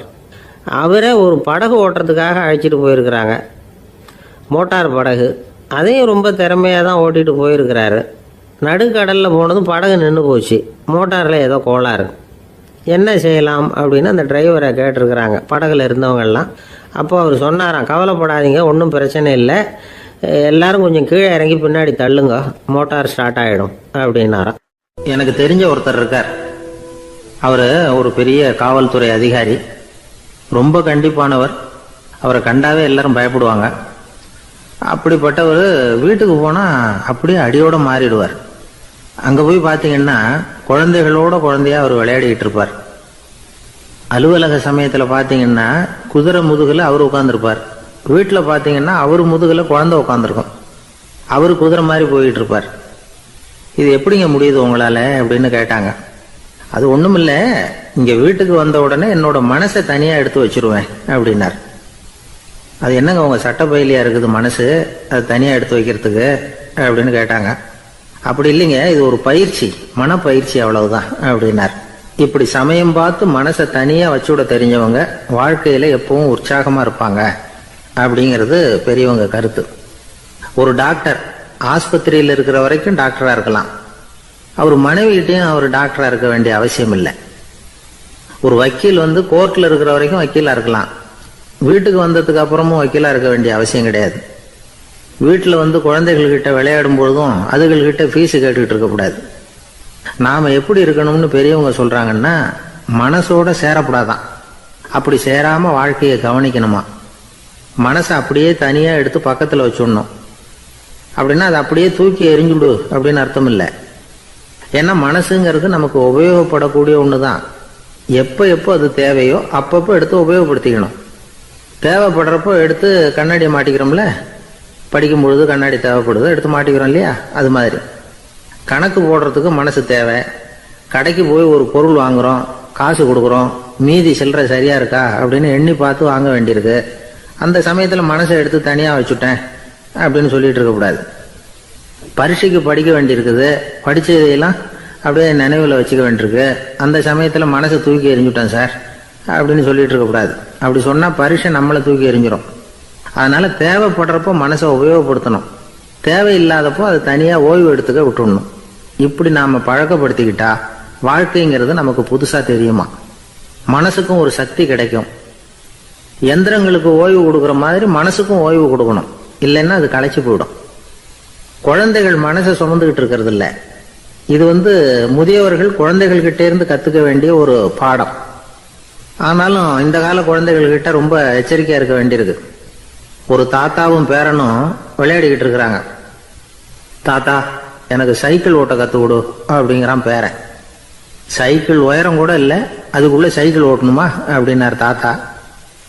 ஏன் தாத்தா, ரயில் ஓட்டுறாரு, அவர் என்ன ரயில் நீளமாக இருக்கார் அப்படின்னு கேட்டானா அந்த பையன். சங்கீத வித்வான்களில் பல வகை உண்டு. சில குறிப்பிட்ட ராகங்களை பாடுறதுல அவங்களுக்கு பெருமை வர்றது உண்டு.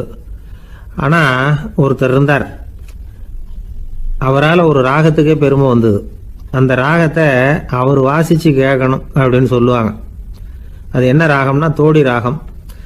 சரி, அந்த வித்வான் யாருன்னா அவர் தான் திருவாவடுதுறை ராஜரத்னம் பிள்ளை.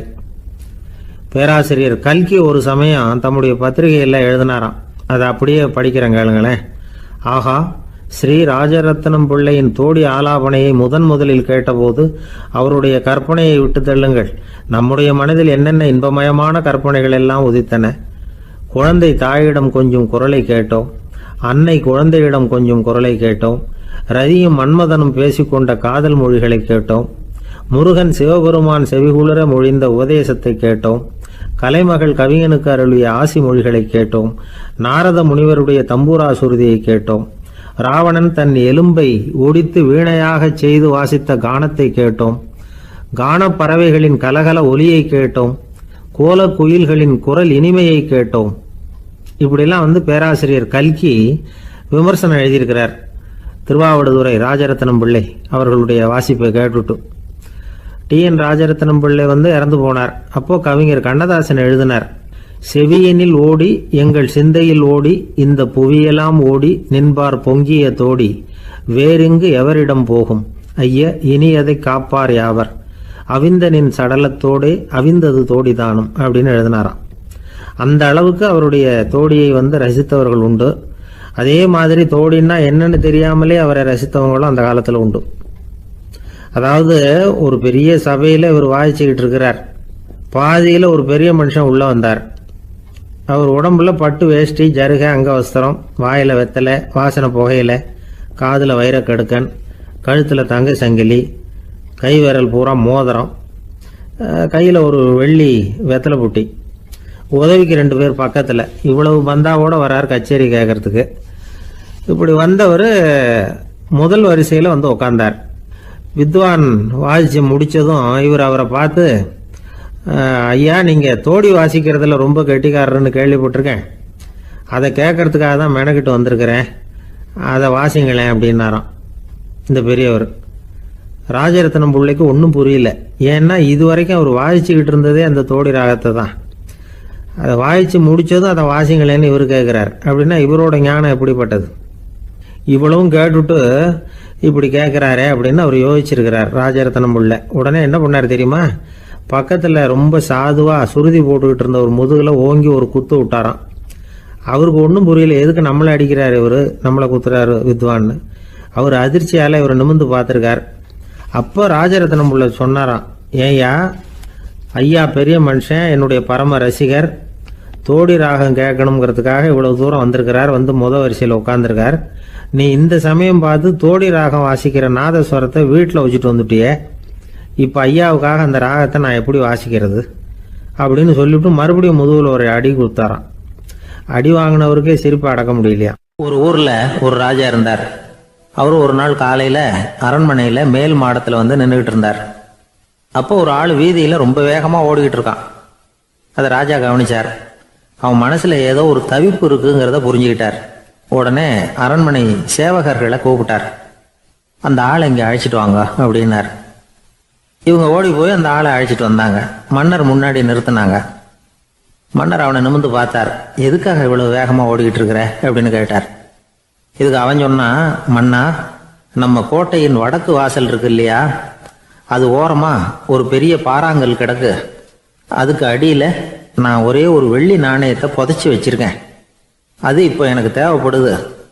என்னுடைய மனைவிக்கு ஒரு பரிசு வாங்கி கொடுக்க வேண்டியிருக்கு. அதுக்காக தான் அவசரமாக ஓடிக்கிட்டு இருக்கிறேன் அப்படின்னா. மன்னர் யோசனை பண்ணார். அப்புறம் சொன்னார், அதுக்காகவா இப்படி ஓடுற? பரவாயில்ல, அதை பற்றி கவலைப்படாத. நான் உனக்கு 10 வெள்ளி காசுகள் தர்றேன், வாங்கிட்டு திரும்பி போ அப்படின்னார். இவன் தலையை சொரிஞ்சான். மன்னா, நீங்கள் கொடுக்கறத ரொம்பவும் மகிழ்ச்சியோடு வாங்கிக்கிறேன். இருந்தாலும் அதுக்கப்புறம் அந்த வடக்கு வாசலுக்கு போய் அங்கே இருக்கிற ஒரு நாணயத்தையும் எடுத்துக்கிட்டு போயிடுறேனே அப்படின்னானா. இதை பாருப்பா, அந்த ஒரு நாணயத்தை மறந்துடு, உனக்கு 100 வெள்ளி நாணயங்கள் தரேன் இருக்கார். மன்னா, ரொம்ப மகிழ்ச்சி. உங்கள் மாதிரி தாராள குணம் வேற யாருக்கும் வராது. நீங்கள் கொடுக்குற 100 நாணயங்களையும் வாங்கிக்கிறேன். இருந்தாலும் வடக்கு வாசலுக்கு போய் அதையும் எடுத்துக்கிட்டா 101 ஆயிடுமே அப்படின்னானா. இதை பாருப்பா, அந்த ஒரு நாணயத்தை மறந்துடு, அது எக்கேடாவது கெட்டு போகட்டும். நான் உனக்கு 100 பொற்காசுகள் தரேன், அதையாவது வாங்கிட்டு வந்த வழியிலேயே திரும்பி போடுன்னாராம்.